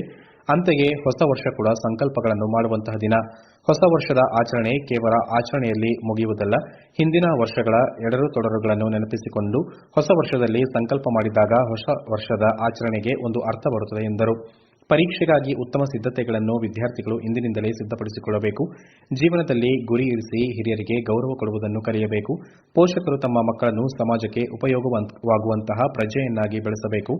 ಚಾರಿತ್ರವಂತ ಸಮಾಜವನ್ನು ನಿರ್ಮಿಸಲು ಮಗುವಿನಲ್ಲಿ ಕ್ರಿಯಾಶೀಲತೆ ಬೆಳೆಸಿಕೊಳ್ಳಬೇಕಾದದ್ದು ಅವಶ್ಯಕವಾಗಿದೆ ಎಂದರು. ಸಂಕಲ್ಪಗಳನ್ನ ಮಾಡುವಂತಹ ದಿನ ಈ ಹೊಸ ವರ್ಷ. ಕೇವಲ ನಮ್ಮ ಆಚರಣೆಯಲ್ಲಿ ಮಾತ್ರ ಅದು ಮುಗಿಯೋದಿಲ್ಲ. ಅದು ಯಾವಾಗ ಆಗತ್ತೆ ಅಂತಂದ್ರೆ, ನಾನೇನು ಕಳೆದ ವರ್ಷ ನಾನು ಮಾಡಿದೆ, ನನ್ನಿಂದ ಏನಾಯಿತು, ನಾನು ಈ ಶಾಲೆಗೆ ಇಷ್ಟು ವರ್ಷ ಬಂದು ಏನು ಕಲಿತೆ, ನಾನು ಯಾಕೆ ನಾನು ಕಲೀಲಿಲ್ಲ, ಅದನ್ನ ಈ ವರ್ಷ ನಾನು ಪೂರ್ಣಗೊಳಿಸ್ತೇನೆ ಅನ್ನುವ ಒಂದು ಸಂಕಲ್ಪವನ್ನ ನೀವು ಇಟ್ಕೊಂಡಾಗ ಮಾತ್ರ ಈ ಹೊಸ ವರ್ಷದ ಆಚರಣೆಯು ಕೂಡ ಒಂದು ಅರ್ಥಪೂರ್ಣ ಆಗತ್ತೆ. ಇದ್ರ ಜೊತೆಗೆ ಇನ್ನೊಂದು ವಿಷಯ ಹೇಳಕ್ ಇಷ್ಟಪಡ್ತೇನೆ. ನಾವು ಪ್ರತಿ ವರ್ಷ ನಮ್ಮ ಹುಟ್ಟು ಹಬ್ಬವನ್ನ ಆಚರಿಸ್ತೇವೆ. ಮಕ್ಕಳಿಗೂ ಬಹಳ ಖುಷಿ, ಹುಟ್ಟು ಹಬ್ಬ ಬಂದು ಕಾತುರದಿಂದ ಇರ್ತಾರೆ. ಆದ್ರೆ ಅದನ್ನೇ ಏನ್ ಹೇಳ್ತಾರೆ ಅಂತಂದ್ರೆ ಬೀಚಿ ಅವರು ಹೇಳ್ತಾರೆ, ಸಾವಿನ ಬಗ್ಗೆ ಎಚ್ಚರಿಸಲು ಕಾಲರಾಯ ವರ್ಷಕ್ಕೊಮ್ಮೆ ಬಾರಿಸುವ ಗಂಟೆಯೇ ಈ ಜನ್ಮದಿನ ಅಂತ. ಶಾಲೆಯ ಪ್ರಾಂಶುಪಾಲ ಬಿಸಿ ಗಪ್ಪಣ್ಣ ಕಾರ್ಯಕ್ರಮದ ಅಧ್ಯಕ್ಷತೆ ವಹಿಸಿದ್ದ. ಮಡಿಕೇರಿಯ ಸಮಾಜ ಸೇವಕ ಹಿದಾಯತುಲ್ಲಾ ಹಾಗೂ ಕಾರ್ಯದರ್ಶಿ ಜಯ ಗಪ್ಪಣ್ಣ ವೇದಿಕೆಯಲ್ಲಿ ಉಪಸ್ಥಿತರಿದ್ದರು. ಈ ಸಂದರ್ಭ ಸಮಾರಂಭದ ವೇದಿಕೆಯಲ್ಲಿದ್ದ ಗಣ್ಯರು ವಿವಿಧ ಸ್ಪರ್ಧೆಗಳಲ್ಲಿ ವಿಜೇತ ವಿದ್ಯಾರ್ಥಿಗಳಿಗೆ ಬಹುಮಾನ ವಿತರಿಸಿ ಶುಭ ಹಾರೈಸಿದರು. ಶಾಲಾ ವರದಿಯನ್ನು ಶಿಕ್ಷಕ ಪುರವಂಡ ಸುನಿಲ್ ವಾಚಿಸಿ ಶಿಕ್ಷಕಿ ತಂಗಮ್ಮ ಸ್ವಾಗತಿಸಿದರು. ಶಿಕ್ಷಕಿ ದಿವ್ಯಾ ಅತಿಥಿ ಪರಿಚಯ ಮಾಡಿ ಶಿಕ್ಷಕಿಯರಾದ ವಸಂತಲಕ್ಷ್ಮಿ ಮತ್ತು ದಮಯಂತಿ ಕಾರ್ಯಕ್ರಮ ನಿರೂಪಿಸಿದರು. ಶಿಕ್ಷಕ ಕಿರಣ್ ಟಿಬಿ ವಂದಿಸಿ ನಂತರ ವಿವಿಧ ಆಕರ್ಷಕ ಉಡುಗೆ ತೊಡುಗೆ ಧರಿಸಿದ ವಿದ್ಯಾರ್ಥಿಗಳಿಂದ ವೈವಿಧ್ಯಮಯ ಆಕರ್ಷಕ ಸಾಂಸ್ಕೃತಿಕ ಕಾರ್ಯಕ್ರಮ ಜರುಗಿತು. ಮಡಿಕೇರಿಯಲ್ಲಿ ನಮ್ಮ ಸಂಕಲ್ಪ ವಿಕಸಿತ ಭಾರತ ಅಭಿಯಾನ ಕೇಂದ್ರ ಸರ್ಕಾರದ ಜನಪರ ಕಾರ್ಯಕ್ರಮಗಳ ಕುರಿತು ಜನಸಾಮಾನ್ಯರಿಗೆ ಅರಿವು ಮೂಡಿಸುವ ನಮ್ಮ ಸಂಕಲ್ಪ ವಿಕಸಿತ ಭಾರತ ಕಾರ್ಯಕ್ರಮ ಬುಧವಾರ ನಗರದ ಹಳೆ ಖಾಸಗಿ ಬಸ್ ನಿಲ್ದಾಣದಲ್ಲಿ ನಡೆಯಿತು. ಕಾರ್ಯಕ್ರಮದಲ್ಲಿ ಪಾಲ್ಗೊಂಡು ಮಾತನಾಡಿದ ಮಾಜಿ ಶಾಸಕ ಕೆಜಿ ಬೋಪಯ್ಯ ಅವರು ಸಮಾಜದ ಎಲ್ಲ ವರ್ಗಗಳ ಅಭ್ಯುದಯಕ್ಕೆ ಪೂರಕವಾದ 10 ಹಲವಾರು ಯೋಜನೆಗಳನ್ನು ಪ್ರಧಾನಿ ನರೇಂದ್ರ ಮೋದಿ ಅವರು ಜಾರಿಗೊಳಿಸಿದ್ದಾರೆ. ಇದರ ಸದುಪಯೋಗವನ್ನು ಪ್ರತಿಯೊಬ್ಬರೂ ಪಡೆದುಕೊಳ್ಳಬೇಕೆಂದು ಕರೆ ನೀಡಿದರು. ಕೇಂದ್ರ ಸರ್ಕಾರ ರೈತರ ಕಲ್ಯಾಣ ಕಾರ್ಯಕ್ರಮಗಳನ್ನು ಜಾರಿಗೆ ತಂದಿದ್ದು, ಪಿಎಂ ಕಿಸಾನ್ ಯೋಜನೆ ಮೂಲಕ ವಾರ್ಷಿಕ 6,000 ರೂಪಾಯಿಗಳನ್ನು ನೇರವಾಗಿ ರೈತರ ಖಾತೆಗೆ ವರ್ಗಾಯಿಸುವ ಮಹತ್ವದ ಕಾರ್ಯ ಮಾಡಿದ್ದಾರೆ. ಆಹಾರ ಭದ್ರತೆಯನ್ನು ಖಾತ್ರಿಪಡಿಸುವ ನಿಟ್ಟಿನಲ್ಲಿ ಪ್ರಧಾನಮಂತ್ರಿ ಗರೀಬ್ ಕಲ್ಯಾಣ್ ಅನ್ನ ಯೋಜನೆಯಡಿ ರಾಜ್ಯದ ಜನತೆಗೆ ಉಚಿತ ಆಹಾರ ಧಾನ್ಯವನ್ನು ವಿತರಿಸಲಾಗಿದೆ ಎಂದರು. ಭಾರತವನ್ನ ಒಂದು ಬಲಿಷ್ಠ ರಾಷ್ಟ್ರ, ಸ್ವಾಭಿಮಾನಿ ಸ್ವಾವಲಂಬಿ ರಾಷ್ಟ್ರವಾಗಿ ಮಾಡಬೇಕು ಅಂತ ಹೇಳುವಂತ ಉದ್ದೇಶದೊಂದಿಗೆ ಅವರು ಮೊದಲು ಪ್ರಾರಂಭ ಇರುವಂಥದ್ದೇ ದೇಶ ಮೊದಲು ಸ್ವಚ್ಛವಾಗಿರಬೇಕು ಅಂತೇಳಿ ಸ್ವಚ್ಛ ಭಾರತ ಅಭಿಯಾನವನ್ನು ನವದೆಹಲಿಯಲ್ಲೇ ಪ್ರಾರಂಭ ಮಾಡಿದರು. ಅದು ಇವತ್ತು ಬೇರೆ ಬೇರೆ ಗ್ರಾಮ ಪಂಚಾಯಿತಿಗಳು ಇರಬಹುದು, ನಗರಸಭೆಗಳು ಇರಬಹುದು ಅಥವಾ ಪುರಸಭೆಗಳಿಗೆ ಎಲ್ಲರಿಗೂ ಸ್ವಚ್ಛ ಭಾರತ ಅಭಿಯಾನ ಇದನ್ನು ಕಸ ವಿಲೇವಾರಿ ಮಾಡೋದಕ್ಕೂ ಕೂಡ ಅನುದಾನವನ್ನು ಕೊಡೋದರ ಮುಖಾಂತರ ಈ ಒಂದು ಸ್ವಚ್ಛ ಭಾರತ್ ಇದಕ್ಕೆ ಚಾಲನೆ ಇವತ್ತು ಕೂಡ ಅದು ಜಾರಿಯಲ್ಲಿದೆ. ಇದಾದ ನಂತರ ಇಷ್ಟಕ್ಕೆ ಸೀಮಿತ ಆಗಿದೆ. ಈ ದೇಶದಲ್ಲಿ ಇರುವಂಥ ಎಲ್ಲ ಪ್ರಜೆಗಳು ಸ್ವಾಭಿಮಾನಿ ಸ್ವಾವಲಂಬಿಯಾಗಿ ಬದುಕಬೇಕು. ಮಡಿಕೇರಿ ನಗರಸಭಾ ಅಧ್ಯಕ್ಷೆ ಅನಿತಾ ಪೂವಯ್ಯ ಮಾತನಾಡಿ, ಕೇಂದ್ರ ಸರ್ಕಾರ ವಿವಿಧ ಯೋಜನೆಗಳ ಮೂಲಕ ಮಹಿಳೆಯರ ಸಬಲೀಕರಣವನ್ನು ಖಾತ್ರಿಪಡಿಸಿದೆ. ಪ್ರಧಾನಮಂತ್ರಿ ಉಜ್ವಲ ಯೋಜನೆಯ ಮೂಲಕ ಬಿಪಿಎಲ್ ಕುಟುಂಬದ ಮಹಿಳೆಯರಿಗೆ ಉಚಿತ ಎಲ್ಪಿಜಿ ಅನಿಲ ಸಂಪರ್ಕ ಒದಗಿಸಲಾಗಿದೆ. ಮುದ್ರಾ ಯೋಜನೆಯಡಿ ಮಹಿಳೆಯರಿಗೆ ಸಾಲ ಸೌಲಭ್ಯವನ್ನು ಒದಗಿಸಲಾಗಿದೆ. ಹೀಗೆ 10 ಹಲವು ಯೋಜನೆಗಳ ಮೂಲಕ ರಾಷ್ಟ್ರದ ಅಭಿವೃದ್ಧಿಗೆ ಮೋದಿ ಸರ್ಕಾರ ಪಣ ತೊಟ್ಟಿದೆ ಎಂದು ತಿಳಿಸಿದರು. ನವೆಂಬರ್ 27ರಂದು ಪ್ರಾರಂಭವಾಗಿ ಇವತ್ತು ಮಡಿಕೇರಿ ನಗರದಲ್ಲಿ ಆಯೋಜನೆಗೊಂಡಿದೆ. ಈಗಾಗಲೇ ನಾವು ವಿಡಿಯೋ ಮೂಲಕ ಕೇಂದ್ರ ಸರ್ಕಾರದ ಮೋದಿ ಸರ್ಕಾರದ ಎಲ್ಲ ಕಾರ್ಯಕ್ರಮಗಳನ್ನು ನೋಡ್ಕೊಂಡು ಬಂದಿದ್ದೀವಿ. ನಾನು ಹೇಳಬೇಕು ಅಂತ ಹೇಳಿದರೆ, ಮಹಿಳೆಯರಿಗೆ ಇವತ್ತು ಅತ್ಯಂತ ಒಂದು ಮಹತ್ವದ ಒಂದು ಕಾರ್ಯಕ್ರಮವನ್ನು ನೀಡ್ತಾ ಬಂದಿದ್ದಾರೆ. ಉಜ್ವಲ ಯೋಜನೆ ಇರ್ಬೋದು, ಯಾಕೆಂತ ಹೇಳಿದರೆ ಹೊಗೆ ಮುಕ್ತ. ಬಿಜೆಪಿ ಪದಾಧಿಕಾರಿಗಳು ಹಾಗೂ ಕಾರ್ಯಕರ್ತರು ಪಾಲ್ಗೊಂಡಿದ್ದ ಕಾರ್ಯಕ್ರಮದಲ್ಲಿ ಉಚಿತ ಆರೋಗ್ಯ ತಪಾಸಣೆಯೂ ನಡೆಯಿತು. ಉದ್ಯಮಗಳ ಆರ್ಥಿಕ ಪ್ರಗತಿಯ ಸಂಕಲ್ಪವಿತ್ತು. 56 ಅಮೃತ್ ಭಾರತ್ ರೈಲ್ವೆ ನಿಲ್ದಾಣಗಳು, ಕುಟುಂಬಗಳಿಗೆ ಮನೆಗಳು ಇರಲಿಲ್ಲ. ಬಡವರು ಮತ್ತು ದೀನದಲಿತರಿಗೆ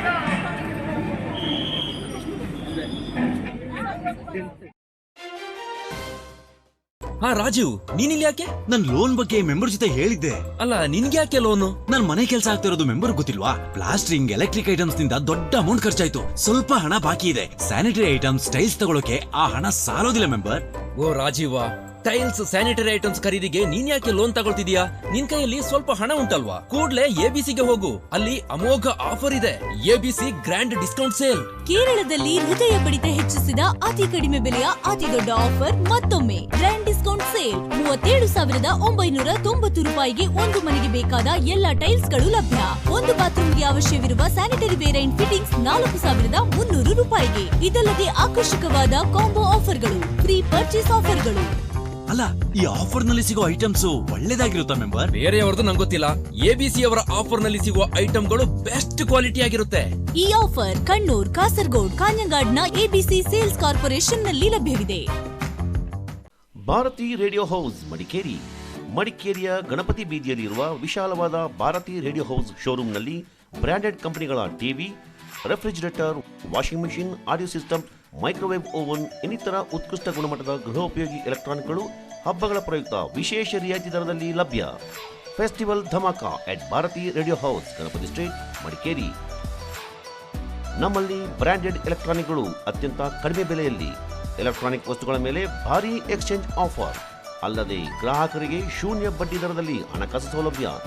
ಉತ್ತಮ ಆಫರ್ಗಳು ಒಂದಿಗೆ ಬ್ರಾಂಡೆಡ್ ಎಲೆಕ್ಟ್ರಾನಿಕ್ಗಳಿಗಾಗಿ ಭೇಟಿ ನೀಡಿ Bharati radio house.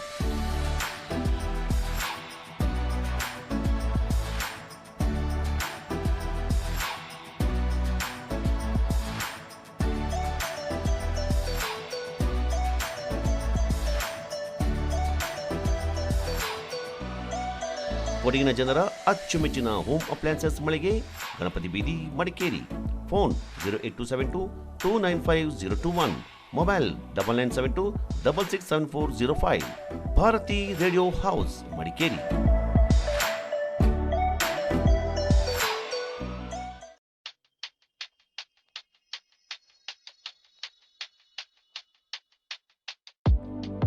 Shining senses in your life. Desirable designs gives you treasured memory. Sharda Jewelers. Silk.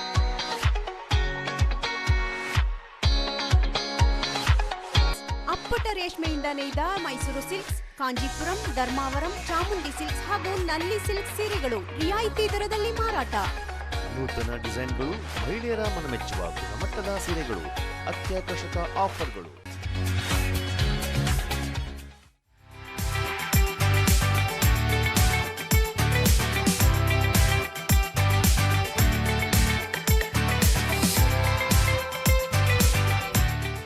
ಅಲ್ಲದೆ ZRN ಆರ್ಟ್ ಅಂಡ್ ಕ್ರಾಫ್ಟ್ ಎಂಪೋರಿಯಂನಲ್ಲಿ ಅತ್ಯಂತ ಕಲಾತ್ಮಕ ಕರಕುಶಲ ಕೆತ್ತನೆಯ ಕಲಾಕೃತಿಗಳು, ಸೌಂದರ್ಯವರ್ಧಕಗಳು, ಸುಗಂಧ ದ್ರವ್ಯಗಳು ಲಭ್ಯವಿದೆ. ಎಲ್ಲ ವಸ್ತುಗಳ ಮೇಲೆ 30% ವಿಶೇಷ ರಿಯಾಯಿತಿ. ಈ ವಿಶೇಷ ರಿಯಾಯಿತಿ ಕೆಲವೇ ದಿನಗಳು ಮಾತ್ರ. ಹಿಂದೆ ZRN ಕಾವೇರಿ ಸಿಲ್ಕ್ಸ್ ಮಳಿಗೆಗೆ ಭೇಟಿ ನೀಡಿ ನಿಮ್ಮ ಅಚ್ಚುಮೆಚ್ಚಿನ ರೇಷ್ಮೆ ಸೀರೆಗಳನ್ನು ನಿಮ್ಮದಾಗಿಸಿಕೊಳ್ಳಿ. ZRN Kaveri silks. ವಿದ್ಯಾರ್ಥಿಗಳು ದೃಢ ಮತ್ತು ಏಕಾಗ್ರತೆಯಿಂದ ಕಲಿಕೆಯಲ್ಲಿ ಮುಂದಾಗಬೇಕು. ನಿರ್ದೇಶಕಿ ಯಶೋಧ ಪ್ರಕಾಶ್ ಕಾವೇರಿ ಪದವಿ ಪೂರ್ವ ಕಾಲೇಜಿನಲ್ಲಿ ವಾರ್ಷಿಕೋತ್ಸವ ಸಮಾರಂಭದಲ್ಲಿ ಹೇಳಿಕೆ. ವಿದ್ಯಾರ್ಥಿಗಳ ಜೀವನ ಎಂಬುದು ಜೀವನ ಮಾರ್ಗದ ಮೈಲಿಗಲ್ಲು. ವಿದ್ಯಾರ್ಥಿ ಜೀವನದಲ್ಲಿ ಕಲಿತ ವಿದ್ಯೆಯು ಜೀವನ ಪರ್ಯಂತ ಸಾಗಿ ಮುಂದೆ ಸಮಾಜದಲ್ಲಿ ಉತ್ತಮ ವ್ಯಕ್ತಿಯಾಗಲು ಸಹಕಾರಿಯಾಗುತ್ತದೆ ಎಂದು ಕನ್ನಡ ಮತ್ತು ಕೊಡವ ಪ್ರಾದೇಶಿಕ ಚಲನಚಿತ್ರ ನಿರ್ದೇಶಕಿ ಕೊಟ್ಟುಕೊತ್ತಿರ ಯಶೋಧ ಪ್ರಕಾಶ್ ಅವರು ಸಮಾರಂಭದಲ್ಲಿ ಹೇಳಿದರು. ಕಾವೇರಿ ಪದವಿ ಪೂರ್ವ ಕಾಲೇಜು ವಿರಾಜಪೇಟೆ ವಾರ್ಷಿಕೋತ್ಸವ ಸಮಾರಂಭ ಮತ್ತು 2023-24ನೇ ಸಾಲಿನ ಶೈಕ್ಷಣಿಕ ಪ್ರಶಸ್ತಿ ಪ್ರದಾನ ಸಮಾರಂಭ ಕಾಲೇಜಿನ ಸಭಾಂಗಣದಲ್ಲಿ ನಡೆಯಿತು. ಕಾರ್ಯಕ್ರಮಕ್ಕೆ ಮುಖ್ಯ ಅತಿಥಿಗಳಾಗಿ ಆಗಮಿಸಿ ದೀಪ ಬೆಳಗಿಸಿ ಮಾತನಾಡಿದ ಯಶೋಧ ಪ್ರಕಾಶ್ ಅವರು, ವಿದ್ಯಾರ್ಥಿಗಳು ಮೌಲ್ಯಾಧಾರಿತ ಗುಣಗಳನ್ನು ಮೈಗೂಡಿಸಿಕೊಳ್ಳಬೇಕು. ಗುರು ಹಿರಿಯರ ಬಗ್ಗೆ ಗೌರವ ನೀಡುವುದು ಜೀವನದ ಒಂದು ಅಂಗವೆಂದು ಭಾವಿಸಬೇಕು. ಹಿಂದೆ ಘಟಿಸಿದ ಘಟನೆಗಳನ್ನು ಮರೆತು ಮುಂದೆ ನಡೆಯುವುದರ ಬಗ್ಗೆ ಚಿಂತಿಸಿದಲ್ಲಿ ಗುರಿ ತಲುಪುವಲ್ಲಿ ಸಫಲತೆಯನ್ನು ಕಾಣುವಿರಿ. ವಿದ್ಯೆಗೆ ಎಂದು ಅಂಕಿತವಿಲ್ಲ, ಆದರೆ ಸಮಾಜದಿಂದ ಕಲಿಯುವುದನ್ನು ರೂಢಿಸಿಕೊಳ್ಳಬೇಕು. ಪಠ್ಯಗಳಲ್ಲಿ ಮುದ್ರಿತವಾದ ವಿಷಯಗಳನ್ನು ಕಲಿಯುವುದರ ಜೊತೆಗೆ ಪಠ್ಯೇತರ ಚಟುವಟಿಕೆಗಳಲ್ಲಿ ಭಾಗಿಗಳಾಗಿ ಕಲಿಕೆಯನ್ನು ಕಲಿಯುವಂತಾಗಬೇಕು. ಇದರಿಂದ ಉತ್ತಮ ವ್ಯಕ್ತಿತ್ವ ನಿರ್ಮಾಣವಾಗುತ್ತದೆ ಎಂದು ವಿದ್ಯಾರ್ಥಿಗಳಿಗೆ ಕಿವಿ ಮಾತು ಹೇಳಿದರು. ನಾನು ಯಾವತ್ತೂ ಹೇಳ್ತೀನಿ, ಟೈಮ್ ಇಸ್ ವೆರಿ ಇಂಪಾರ್ಟೆಂಟ್. ಅದು ಕ್ಲಾಸಲ್ಲಿ ಓದೋ ಟೈಮ್ ಆಗಿರ್ಬೋದು, ಎನಿ ಟೈಮ್ ತುಂಬ ರೆಸ್ಪೆಕ್ಟ್ ಕೊಡಿ. ಹಾಗೆ ಪೇರೆಂಟ್ಸಿಗೆ ತುಂಬ ರೆಸ್ಪೆಕ್ಟ್ ವ್ಯಾಲ್ಯೂ ಕೊಡಿ, ಲೆಕ್ಚರ್ಸಿಗೆ ವ್ಯಾಲ್ಯೂ ಕೊಡಿ, ರೆಸ್ಪೆಕ್ಟ್ ಕೊಡಿ. ಇದರಲ್ಲಿ ನೀವು ಕಳ್ಕೊಳ್ಳೋದು ಏನೂ ಇರೋದಿಲ್ಲ. ಇದಕ್ಕೆ ದುಡ್ಡು ಕೊಡಬೇಕಾಗಿಲ್ಲ. ಬೇರೆಯವ್ರ ರೆಸ್ಪೆಕ್ಟ್ ಮಾಡೋದಕ್ಕೆ ಅಥವಾ ಬೇರೆಯವರ ಒಂದು ಒಳ್ಳೆ ರೀತಿಯಲ್ಲಿ ನೋಡೋದಕ್ಕೆ ಯಾವ ದುಡ್ಡು ಕೊಡಬೇಕಾಗಿಲ್ಲ. ಈವನ್ ಅದಕ್ಕೆ ಎಜುಕೇಷನ್ ಕೂಡ ಬೇಕಾಗಿಲ್ಲ. ಅದು ನಮಗೆ ನಮ್ಮ ಹಿರಿಯರಿಂದ ಬಂದಿರುತ್ತೆ. ಹಿರಿಯರನ್ನ ರೆಸ್ಪೆಕ್ಟ್ ಮಾಡೋದಿರಲಿ, ಪೇರೆಂಟ್ಸನ್ನ ರೆಸ್ಪೆಕ್ಟ್ ಮಾಡೋದಿರಲಿ. ಆ್ಯಕ್ಚುಲಿ ಪೇರೆಂಟ್ಸ್ ಅವರು ತುಂಬ ಒಂದು ಸ್ಯಾಕ್ರಿಫೈಸ್ಗಳನ್ನ ಮಾಡ್ಕೊಂಡು ನಿಮ್ಮನ್ನ ಕಾಲೇಜಿಗೆ ಕಳಿಸಿರ್ತಾರೆ. ಮುಖ್ಯ ಅತಿಥಿಗಳಾಗಿ ಆಗಮಿಸಿ ಮಾತನಾಡಿದ ವಿರಾಜಪೇಟೆ ಕೊಡವ ಸಮಾಜದ ಅಧ್ಯಕ್ಷರಾದ ಕುಂಬೇರ ಮನು ಕುಮಾರ್ ಅವರು, ವಿದ್ಯಾರ್ಥಿ ಜೀವನ ಸಾಮಾಜಿಕ ಜೀವನದ ಮೈಲಿಗಲ್ಲಿದ್ದಂತೆ ಕಲಿಕೆಯು ನಮಗೆ ಪಠ್ಯಗಳಲ್ಲಿರುವ ವಿಷಯಗಳನ್ನು ಪ್ರಸ್ತುತಪಡಿಸುತ್ತದೆ. ಆದರೆ ಸಮಾಜದೊಂದಿಗೆ ಬೆರೆತು ಕಲಿಯುವ ವಿಷಯಗಳು ಸಾಮಾಜಿಕ ಜೀವನದಲ್ಲಿ ಹಲವು ಸಾಧನೆಗೆ ಪ್ರಚೋದನೆ ನೀಡುತ್ತದೆ. ಶಾಲಾ ಕಾಲೇಜುಗಳಲ್ಲಿ ಕಲಿತ ನಿರ್ದಿಷ್ಟವಾದ ವಸ್ತು ವಿಷಯಗಳಿಗೆ ತಕ್ಕದಾದ ನೌಕರಿ ದೊರಕಲು ಕಷ್ಟ ಸಾಧ್ಯ. ಕೌಶಲ್ಯಾಭಿವೃದ್ಧಿ ಕಲಿಕೆಯಿಂದ ಸ್ವತಃ ಅಭಿವೃದ್ಧಿ ಗಳಿಸಲು ಸಾಧ್ಯ ಎಂದು ಹೇಳಿದರು. ಈಗ ನಮ್ಮ ಬೆಂಗಳೂರಿನವರು ನಮ್ಮ ಈ ಹಳ್ಳಿಗಾಡಿನ ಸೊಗಡನ್ನು ಅನುಭವಿಸಲಿಕ್ಕೆ ಕಾತರರಾಗಿದ್ದಾರೆ. ನೀವೆಲ್ಲ ನೋಡ್ತಾ ಇರ್ಬೋದು, ವಿಲೇಜ್ ಸ್ಟೇ, ಹೋಮ್ ಸ್ಟೇ, ಇವೆಲ್ಲ ಯಾಕೆಂತ ಹೇಳಿದ್ರೆ ಆ ಕಾಂಕ್ರೀಟಿ ನಗರದ ಆ ಜಂಜಾಟವನ್ನು ತಡೆದುಕೊಳ್ಳಲಿಕ್ಕೆ ಯಾರಿಗೂ ಸಾಧ್ಯ ಆಗ್ತಾ ಇಲ್ಲ. ಅದರಿಂದ ನಿಮಗೆ ಸಿಕ್ಕಿರ್ತಕ್ಕಂಥ ಈ ಉತ್ತಮವಾದ ಪರಿಸರ, ಈ ಉತ್ತಮವಾದಂಥ ಈ ಪ್ರಕೃತಿಗಳ ನಡುವೆ ಕಲಿತಕ್ಕಂಥ ಕಲಿಕೆ, ಅದು ನಿಮಗೆ ಬಹಳ ಒಂದು ಪ್ರಯೋಜನವನ್ನು ಮುಂದಿನ ದಿನಗಳಲ್ಲಿ ನಿಮಗೆ ಸಿಗುತ್ತೆ. ವಿದ್ಯಾರ್ಥಿಗಳು ಕಲಿಕೆಯೊಂದಿಗೆ ಗ್ರಹಿಕೆಯನ್ನು ರೂಢಿಸಿಕೊಳ್ಳಬೇಕು.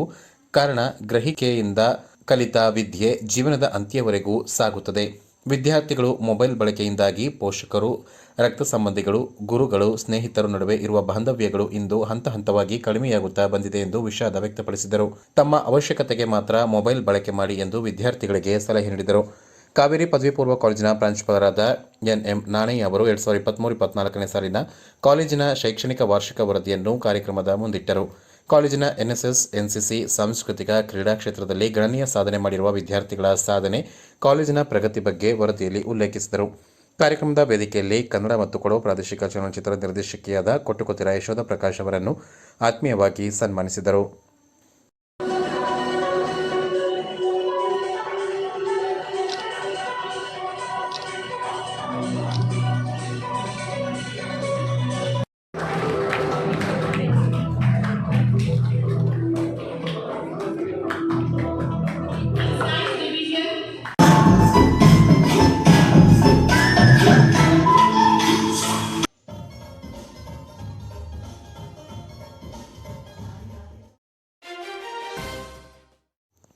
ಎಸ್ವೈಎಸ್ ಕೊಡಗು ಸಮಿತಿಯಿಂದ ನಾಳೆ ನಾಪೋಕ್ಲು ಮಾರ್ಕೆಟ್ ಆಧ್ಯಾತ್ಮಿಕ ಕಾರ್ಯಕ್ರಮ.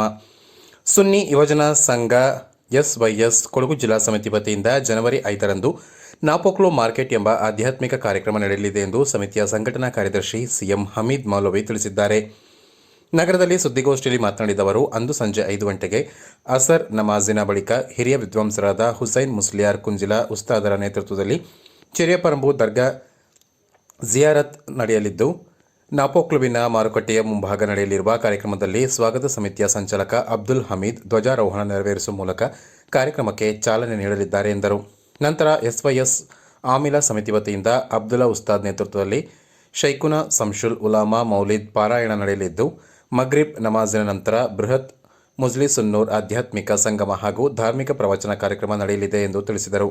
ಕಾರ್ಯಕ್ರಮವನ್ನು ಸಮಸ್ತ ಕೇಂದ್ರ ಮುಷಾವರಾ ಸದಸ್ಯ ಹಾಗೂ ಜಿಲ್ಲೆಯ ಕಾಜಿ ಶೈಖುನಾ ಅಬ್ದುಲ್ಲಾ ಫೈಜಿ ಎಡಪಾಲ ಉದ್ಘಾಟಿಸಲಿದ್ದು, ಅಧ್ಯಕ್ಷತೆಯನ್ನು ಎಸ್ವೈಎಸ್ ಕೊಡಗು ಜಿಲ್ಲಾಧ್ಯಕ್ಷ ಸಿಪಿಎಂ ಬಶೀರ್ ಹಾಜಿ ವಹಿಸಲಿದ್ದಾರೆ.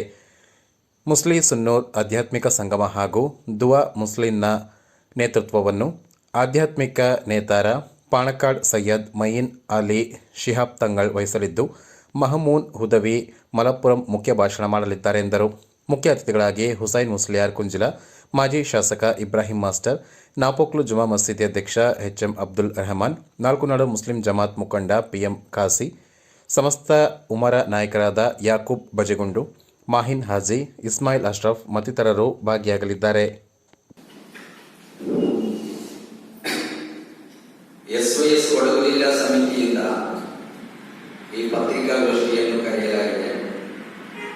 ಪತ್ರಿಕಾಗೋಷ್ಠಿಗೆ ಆಗಮಿಸಿದಂತಹ ಎಲ್ಲ ಗೌರವಾನ್ವಿತ ನಮ್ಮ ಮಾಧ್ಯಮ ಮಿತ್ರರಿಗೂ ಪೂರ್ವಕವಾದಂತಹ ಸ್ವಾಗತವನ್ನು ಬಯಸ್ತಾ ಇದ್ದೇವೆ.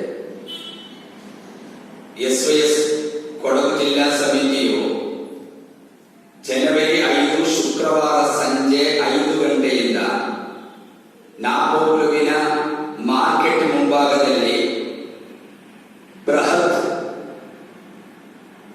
ಮಜ್ಲಿಸ್ನೂರ್ ಎಂಬ ಆಧ್ಯಾತ್ಮಿಕ ಸಂಗಮವನ್ನು ಏರ್ಪಡಿಸಲಾಗಿದೆ. ಇದು ಪ್ರತಿ ವರ್ಷವೂ ಎಸ್ವೈಎಸ್ ಕೊಡಗು ಜಿಲ್ಲಾ ಸಮಿತಿಯು ಜಿಲ್ಲೆಯಲ್ಲಿ ಆಯ್ಕೆಯಾದಂತಹ ಒಂದು ಕಡೆಯಲ್ಲಿ ಇಂತಹ ಮಜ್ಲಿಸ್ನೂರ್ ಎಂಬ ಆಧ್ಯಾತ್ಮಿಕ ಸಂಗಮವನ್ನು ಏರ್ಪಡಿಸುತ್ತಾ ಬಂದಿದೆ. ಸುದ್ದಿಗೋಷ್ಠಿಯಲ್ಲಿ ಸಮಿತಿ ಅಧ್ಯಕ್ಷ ಸಿಪಿಎಂ ಬಶೀರ್ ಹಾಜಿ, ಸ್ವಾಗತ ಸಮಿತಿ ಸಂಚಾಲಕ ಅಬ್ದುಲ್ ಹಮೀದ್ ಹಾಜಿ, ಸದಸ್ಯ ಅಬ್ದುಲ್ ರಶೀದ್, ನಾಪೋಕ್ಲು ವಲಯ ಸಮಿತಿ ಅಧ್ಯಕ್ಷ ಹಮ್ಜಾ ಮೌಲವಿ ಹಾಗೂ ಸದಸ್ಯ ಆಬಿದ್ ಹಾಜಿ ಉಪಸ್ಥಿತರಿದ್ದರು. ಸಂಯುಕ್ತ ಪದವಿ ಪೂರ್ವ ಕಾಲೇಜು ಹೆಬ್ಬಾಲೆ ಶ್ರೀ ವಿದ್ಯಾರ್ಥಿ ಸಂಘದ ಸಮಾರೋಪ ಹಾಗೂ ವಾರ್ಷಿಕೋತ್ಸವ ಕಾರ್ಯಕ್ರಮ. ವಿದ್ಯಾರ್ಥಿಗಳು ನಿರಂತರ ಅಧ್ಯಯನಶೀಲತೆ ಮೈಗೂಡಿಸಿಕೊಳ್ಳಬೇಕು. ಎಚ್.ವಿ. ಶಿವಪ್ಪ.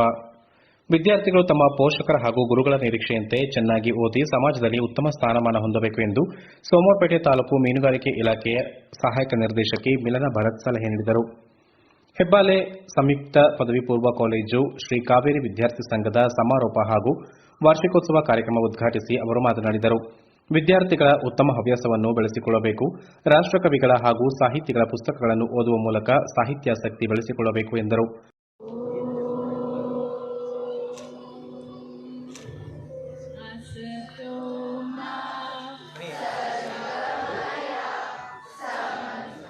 ಮಕ್ಕಳೇ, ನಿಮ್ಮಲ್ಲೊಂದು ಪ್ರಶ್ನೆ. ಜಗತ್ತಿನ ಅತಿ ಎತ್ತರವಾದ ಶಿಖರ ಯಾವುದು? Mount Everest. ಅದನ್ನು ಮೊದಲ ಬಾರಿ ಏರಿದವರು ತೇನ್ಸಿಂಗ್ ಮತ್ತು ಹಿಲರಿ. ತೇನ್ಸಿಂಗ್ ಮತ್ತು ಹಿಲರಿ ಪ್ರಪಂಚದ ಅತಿ ಎತ್ತರವಾದ ಶಿಖರ ಮೌಂಟ್ ಎವರೆಸ್ಟ್ ಅನ್ನು ಏರಿ ಬಂದ್ಮೇಲೆ ಅವರನ್ನು ಎಲ್ಲರೂ ಕೇಳ್ತಾರೆ, ಎಷ್ಟು ದೊಡ್ಡ ರೆಕಾರ್ಡ್ ಮಾಡಿದ್ರು ನೀವು, ಎಷ್ಟು ದೊಡ್ಡ ಸಾಧನೆ ಇದು, ಪ್ರಪಂಚದ ಅತಿ ಎತ್ತರವಾದ ಶಿಖರವನ್ನ ನೀವು ಏರಿದ್ದೀರಾ, ಏನು ಅನ್ನಿಸುತ್ತೆ ನಿಮಗೆ ಅಂತ ಹೇಳಿದಾಗ ತೇನ್ಸಿಂಗ್ ಅವರು ಜೋರಾಗಿ ಅಳ್ಳಿಕ್ಕೆ ಶುರು ಮಾಡ್ತಾರೆ, ಕೂಗ್ಲಿಕ್ಕೆ ಶುರು ಮಾಡ್ತಾರೆ. ಎಲ್ಲರಿಗೆ ಶಾಕ್. ಓ, ದೊಡ್ಡ ಶಿಖರವನ್ನ ಏರಿ ಬಂದಿದ್ದಾರಲ್ಲ, ಅದಕ್ಕೆ ಆನಂದ ಬಾಷ್ಪ ಇರಬೇಕು ಅಂತ ಹೇಳ್ತಾರೆ. ಸಂತೋಷ ಆಗ್ತಾ ಇದೆಯಾ? ತೇನ್ಸಿಂಗ್ ಹೇಳ್ತಾರೆ, ಇಲ್ಲ, ನನಗೆ ದುಃಖ ಆಗ್ತಾ ಇದೆ. ಯಾಕೆ? ನೋಡಿ, ನಾನು ಪ್ರಪಂಚದಲ್ಲಿ ಅತಿ ಎತ್ತರವಾದ ಶಿಖರ ಯಾವುದಿದೆ, ಮೌಂಟ್ ಎವರೆಸ್ಟ್, ಅದನ್ನು ಏರಿದ್ದೇನೆ. ಈಗ ನನ್ನ ರೆಕಾರ್ಡನ್ನು ನಾನೇ ಬ್ರೇಕ್ ಮಾಡಬೇಕು ಅಂತ ಹೇಳಿದ್ರೆ ಎವರೆಸ್ಟ್ಗಿಂತ ಎತ್ತರವಾದ ಶಿಖರ ಮತ್ತೊಂದು ಇಲ್ಲ ಅಲ್ಲ. ಹಾಗಾಗಿ ನನ್ನ ಸಾಧನೆ ಇಲ್ಲಿಗೆ ನಿಂತು ಹೋಗುತ್ತೆ. ಆ ದುಃಖಕ್ಕಾಗಿ ನಾನು ಅಳ್ತಾ ಇದ್ದೇನೆ. ನನಗೆ ಮೌಂಟ್ ಎವರೆಸ್ಟ್ಗಿಂತ ಎತ್ತರದ ಇನ್ನೊಂದು ಶಿಖರ ಇದ್ದಿದ್ರೆ. ಕುಶಾಲನಗರ ಸರ್ಕಾರಿ ಪಾಲಿಟೆಕ್ನಿಕ್ ಕಾಲೇಜು ನಿವೃತ್ತ ಪ್ರಾಂಶುಪಾಲರಾದ ಹಳೆಯ ವಿದ್ಯಾರ್ಥಿಗಳ ಸಂಘದ ಅಧ್ಯಕ್ಷ ಎಚ್.ವಿ. ಶಿವಪ್ಪ ಕಾರ್ಯಕ್ರಮ ಉದ್ಘಾಟಿಸಿ ಮಾತನಾಡಿ, ಇಂದಿನ ಸ್ಪರ್ಧಾತ್ಮಕ ಯುಗದಲ್ಲಿ ವಿದ್ಯಾರ್ಥಿಗಳು ನಿರಂತರ ಅಧ್ಯಯನಶೀಲತೆಯನ್ನು ಮೈಗೂಡಿಸಿಕೊಂಡು ಉನ್ನತ ಶಿಕ್ಷಣ ಪಡೆದು ತಮ್ಮ ಭವಿಷ್ಯವನ್ನು ಉಜ್ವಲಗೊಳಿಸಿಕೊಳ್ಳಬೇಕು ಎಂದು ಸಲಹೆ ನೀಡಿದರು. ಭವಿಷ್ಯವನ್ನು ರೂಪಿಸಲು ಶಿಕ್ಷಕ ವೃಂದದವರು ಮತ್ತು ಆಡಳಿತ ಮಂಡಳಿಗಳು ಹಲವಾರು ಕಾರ್ಯಕ್ರಮಗಳು, ಅವರ ಜೊತೆಗೆ ನಮ್ಮ ಹಿರಿಯ ವಿದ್ಯಾರ್ಥಿ ಸಂಘದ ಸಹ ಕೈ ಜೋಡಿಸಿ ವಿದ್ಯಾರ್ಥಿಗಳ ಭವಿಷ್ಯವನ್ನು ವ್ಯಕ್ತಿತ್ವದ ಬೆಳವಣಿಗೆಗೆ ಪೂರಕವಾಗುವಂಥ ಕಾರ್ಯಕ್ರಮವನ್ನು ನಾವು ಈ ಸಂಸ್ಥೆಯಲ್ಲಿ ನಡೆಸಿರೋದು ತಮ್ಮೆಲ್ಲರಿಗೂ ತಿಳಿದಿರುವಂಥ ವಿಚಾರ. ವಿದ್ಯಾವರ್ಧಕ ಶಿಕ್ಷಣ ಸಂಸ್ಥೆಯ ಅಧ್ಯಕ್ಷ ಎಚ್.ಎಲ್. ರಮೇಶ್ ಅಧ್ಯಕ್ಷತೆ ವಹಿಸಿ ಮಾತನಾಡಿ, ವಿದ್ಯಾರ್ಥಿಗಳು ಚೆನ್ನಾಗಿ ಓದಿ ವಾರ್ಷಿಕ ಪರೀಕ್ಷೆಯಲ್ಲಿ ಉತ್ತಮ ಫಲಿತಾಂಶ ತರಬೇಕು ಎಂದು ಹೇಳಿದರು. ವಿದ್ಯಾವರ್ಧಕ ಸಂಘದ 2023-24 ಸಾಲಿನ ನಮ್ಮ ವಿದ್ಯಾಸಂಸ್ಥೆ ವರದಿಯನ್ನು ತಮ್ಮಗಳ ಮುಂದಿಡುತ್ತಿದ್ದೇನೆ. ವಿದ್ಯಾಭಿಮಾನಿಗಳ ಸತತ ಹೋರಾಟದ ಫಲವಾಗಿ 1964 ಜೂನ್ 12ರಂದು ಹೆಬ್ಬಾಲೆ ಪ್ರೌಢಶಾಲೆಯನ್ನು ಅಂದಿನ ಜಿಲ್ಲಾಧಿಕಾರಿಗಳಾದ ಮಾನ್ಯ ಜಿ.ಸಿ. ಇನ್ಸಾರ್ರವರಿಂದ ಉದ್ಘಾಟಿಸಲಾಯಿತು. ಮುಖ್ಯ ಶಿಕ್ಷಕ ಬಸವರಾಜ್ ಶೆಟ್ಟಿ ಶಾಲಾ ವಾರ್ಷಿಕ ವರದಿ ವಾಚಿಸಿದರು. ಈ ಸಂದರ್ಭ ಗ್ರಾಮ ಪಂಚಾಯಿತಿ ಅಧ್ಯಕ್ಷೆ ಎಚ್.ಪಿ. ಅರುಣಕುಮಾರಿ, ಜಿಲ್ಲಾ ಪಂಚಾಯಿತಿ ಮಾಜಿ ಅಧ್ಯಕ್ಷ ಎಚ್.ಎಸ್. ಅಶೋಕ್, ವಿದ್ಯಾಸಂಸ್ಥೆ ಕಾರ್ಯದರ್ಶಿ ನಾಗೇಂದ್ರ, ನಿರ್ದೇಶಕ ಎಚ್.ಎನ್. ಬಸವರಾಜು, ಜವರಪ್ಪ ರಾಜಶೇಖರ್, ಎಚ್.ಪಿ. ಚಂದ್ರಕುಮಾರ್, ಉದ್ಯಮಿ ಎಚ್.ಸಿ. ಸಂತೋಷ್, ಹಿರಿಯ ವಿದ್ಯಾರ್ಥಿ ಸಂಘದ ರಾಮಶೆಟ್ರು, ಉಮೇಶ್, ಲೋಕೇಶ್, ಉದಯಕುಮಾರ್, ಕೆನರಾ ಬ್ಯಾಂಕ್ ವ್ಯವಸ್ಥಾಪಕ ಎಂಆರ್ ಅನಿಕೇತನ್, ಬಿಆರ್ಪಿ ಲೋಕೇಶ್, ಗ್ರಾಮ ಪಂಚಾಯಿತಿ ಸದಸ್ಯ ಚಂದ್ರಶೇಖರ್, ಯೋಗಿ, ಪ್ರಾಂಶುಪಾಲ ವಿಜಯಕುಮಾರ್, ಶಿಕ್ಷಕರಾದ ಉದಯ್, ರಮೇಶ್ ಪಾಲ್ಗೊಂಡಿದ್ದರು. ವಿವಿಧ ಕ್ರೀಡಾ ಚಟುವಟಿಕೆಗಳಲ್ಲಿ ವಿಜೇತರಾದವರಿಗೆ ಬಹುಮಾನ ವಿತರಿಸಲಾಯಿತು. ನಂತರ ವಿದ್ಯಾರ್ಥಿ ಸಂಘಗಳಿಂದ ಸಾಂಸ್ಕೃತಿಕ ಕಾರ್ಯಕ್ರಮ ನಡೆಯಿತು. ಕೊಡಗುಗೌಡ ಕ್ಷೇಮಾಭಿವೃದ್ಧಿ ಸಂಘ ಹುಟ್ಟಗಳ್ಳಿ ಮೈಸೂರು ಇದರ ವಾರ್ಷಿಕೋತ್ಸವದ ಅಂಗವಾಗಿ ಕ್ರೀಡಾ ಹಾಗೂ ಸೌಹಾರ್ದ ಕೂಟ ಕಾರ್ಯಕ್ರಮ.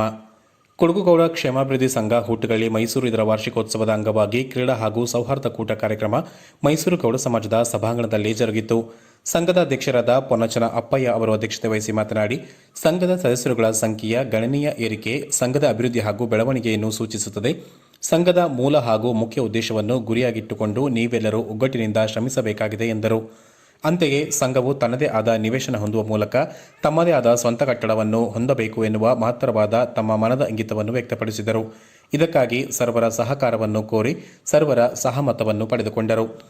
ಮೈಸೂರು ವಿದ್ಯಾವಿಕಾಸ್ ವಿದ್ಯಾಸಂಸ್ಥೆಯ ಕಾರ್ಯದರ್ಶಿಗಳಾದ ಕವೀಶ್ ಗೌಡ ಅವರು ದೀಪ ಬೆಳಗಿಸಿ ಉದ್ಘಾಟನೆ ಮಾಡಿದರು. ನಂತರ ಮಾತನಾಡಿ, ಕೊಡಗಿನ ಅರೆಭಾಷಿಕರು ಹೆಚ್ಚಿನ ಸಂಖ್ಯೆಯಲ್ಲಿ ಈ ಭಾಗದಲ್ಲಿ ನೆಲೆಸಿದ್ದು ಎಲ್ಲರೂ ಒಂದಾಗಿ ಸೇರಿ ನಡೆಸುತ್ತಿರುವ ಕಾರ್ಯಚಟುವಟಿಕೆಗಳು ಇತರರಿಗೂ ಮಾದರಿಯಾಗಿದೆ ಎಂದು ಶ್ಲಾಘಿಸಿದರು.